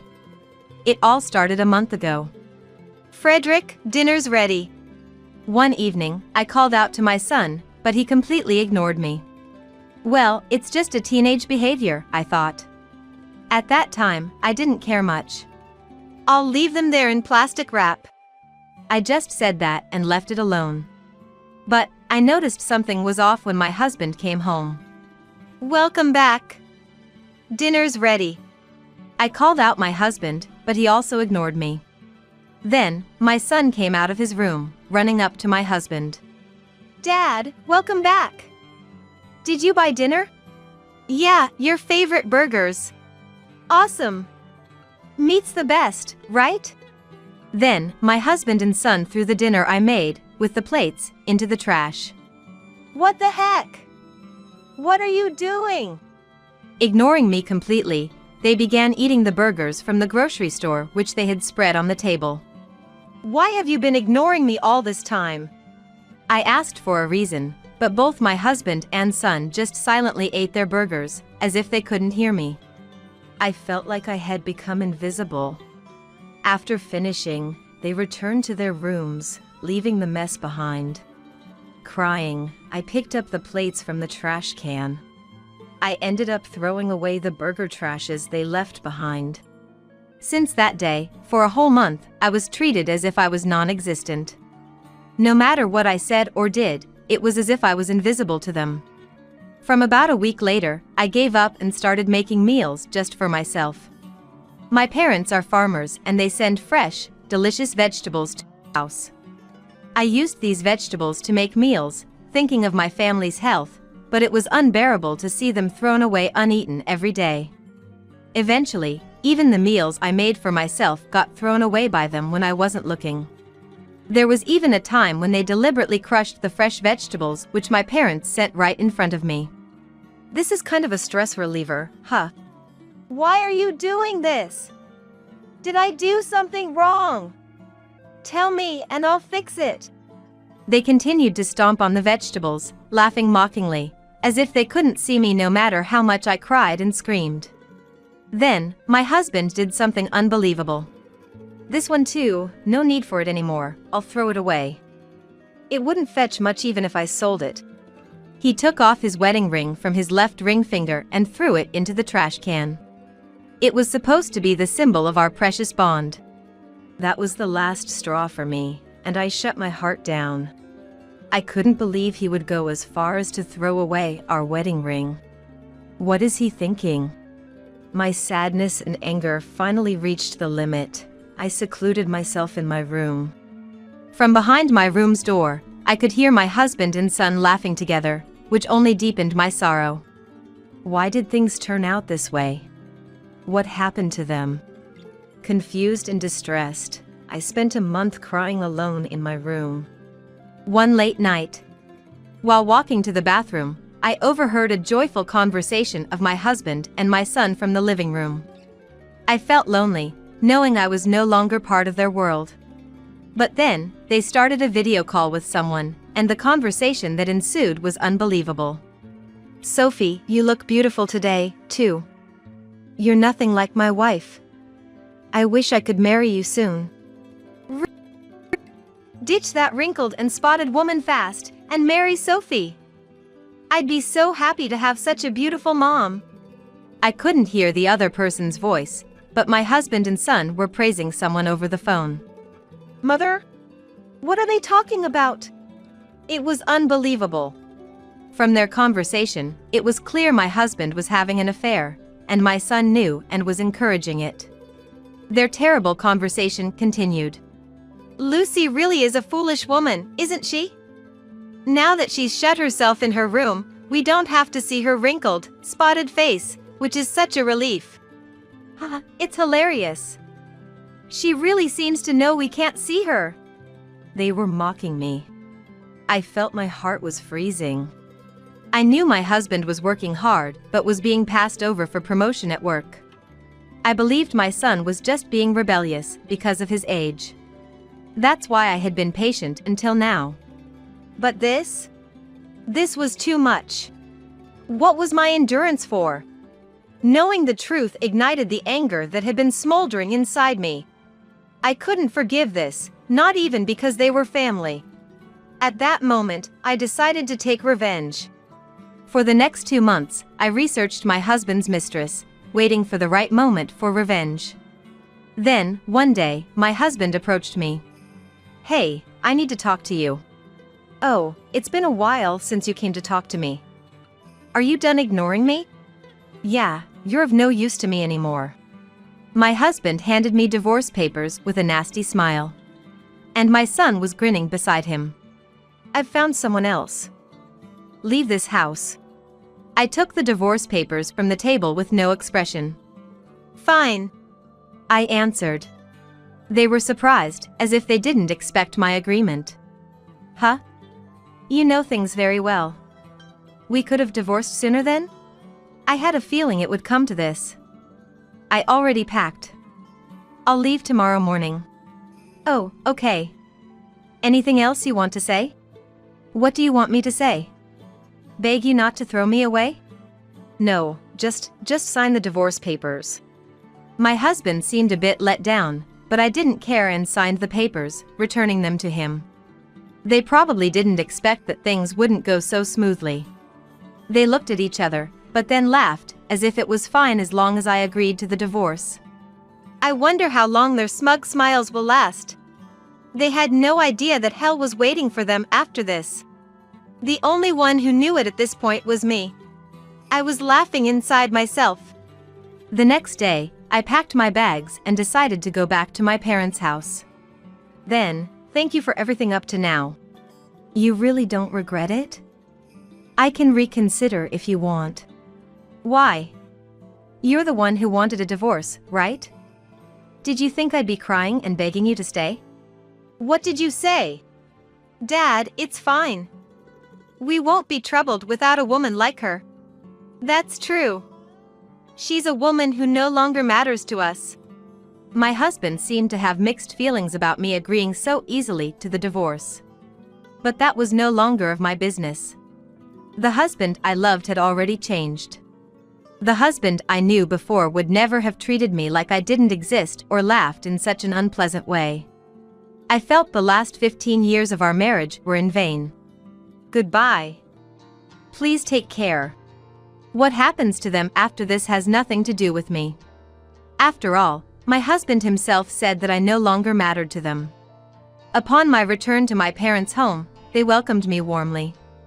Dad, Mom, I'm sorry.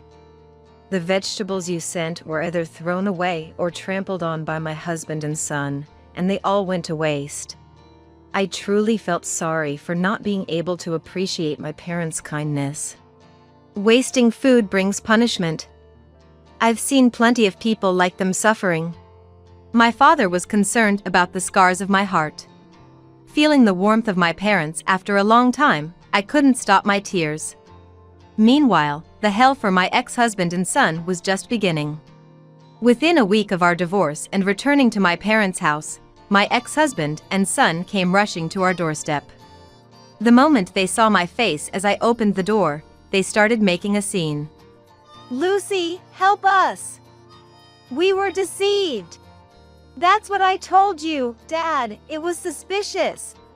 No, you never said that. You were happy about getting a beautiful mother instead of Lucy.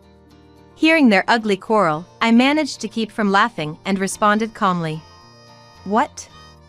You just realized? Shouldn't it have been obvious? You're really foolish. You knew about it? Of course. Sophie, right? There's no way a woman that beautiful would be interested in a man like you. My ex-husband gasped in surprise.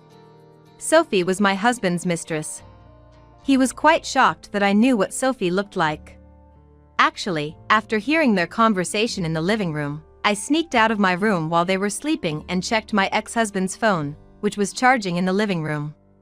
The phone was locked, probably as a precaution, but I knew he used his birthday as the password, so it was easy to open. I was astounded by his lack of security awareness and how he underestimated me, thinking I wouldn't know his birthday.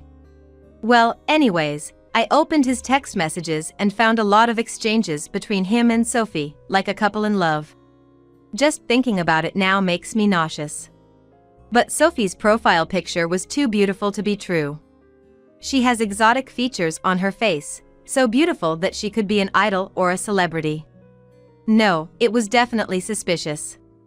There was no reason for such a beautiful woman to be attracted to an average man like him. So, I did an image search with Sophie's photo. Nowadays, you can search the internet using photos, not just keywords. That's when a shocking truth came to light. That's Sophie, she's actually a middle-aged man, just like you. There was a warning posted on the internet about a marriage scam artist. Just to be sure, I asked a police officer friend from my school days, and it turned out to be true. Even a famous manga artist got caught in this kind of scam and lost $750,000. No way! I did a video call with her. It was definitely that beautiful woman. My husband was desperately trying to deny it, seemingly unwilling to believe. My son, too, was dumbfounded, thinking it couldn't be a scam. But suddenly, we couldn't get in touch anymore just as we were about to get married. She ran off with our money. Oh, you donated quite a lot, didn't you? I believed that beautiful woman was going to be my mom. We even talked through video calls. But nowadays, even in video calls, with software, a man can pretend to be a woman. Did you know? These days, gender transformation tools can change one's gender and appearance in calls, making them look like a completely different person. The voice can be easily altered from male to female, and the facial expressions change during the conversation, so it's hard to tell it's fake. It's truly a terrifying era. No way!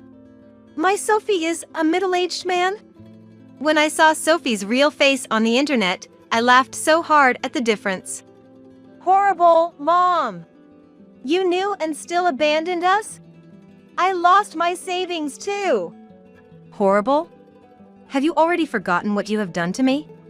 Listening to them act as if they were the victims, all I could do was shaking my head. Ignoring me as if I didn't exist, not responding when I spoke to you, throwing away the meals I made.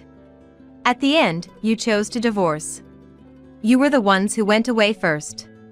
Never call me Mom again. What? You're still mad? I'm sorry, let's make up. We're family, right? We're strangers now. So I don't care. This is the end you chose. Take responsibility for your own choices. When I rejected them, my son begged even more. Don't say that. I'm your son, right? Help me, at least. What? That's not fair, Frederick. Trying to save yourself? It's Dad's fault for being tricked in the first place. There's a good investment, we'll share the profits, how could you not suspect that? You were happy to become rich and handed over all your savings too. I was tired of hearing their endless and unpleasant bickering. Our family was destroyed by a single scam artist. If my ex-husband hadn't cheated, maybe we would still be a happy family now. But it's too late. It's a waste of time, can you leave? As I tried to close the front door, my ex-husband begged me. Wait! Please, let's start over. Your parents are farmers, right? So even if we have no money, we won't starve. Are you saying you want to reconcile with me for food? No, it's not like that. I need you. I know it's too late, but forgive me. I won't do it again. His obvious excuses only made me sigh. Such men will surely repeat the same mistakes. I decided to put an end to it. Wasting food brings punishment. I've seen many like you suffering. What are you talking about all of a sudden? It's my parents' teaching. You threw away the vegetables they lovingly grew without even eating them. Understand? I'm angry. I will never forgive you. Don't ever show your face to me again. With that, I closed the door. Wait! Mom, forgive me! They kept making a scene at the front door, causing a neighborhood disturbance, so I called the police to take them away. Later, I heard that my ex-husband lost all his money and was fired for embezzling company funds. My son dropped out of high school and is working, but he can't find a good job. The marriage scam artist was recently arrested, according to the news. He was a middle-aged man, nothing like the beautiful woman, and many men were deceived on social media. As for me, I'm helping out on my parents' farm, living a stress-free and healthy life. I'm soon going to be introduced to a man of my age who's also a farmer in the same area. Next time, I want to build a happy family.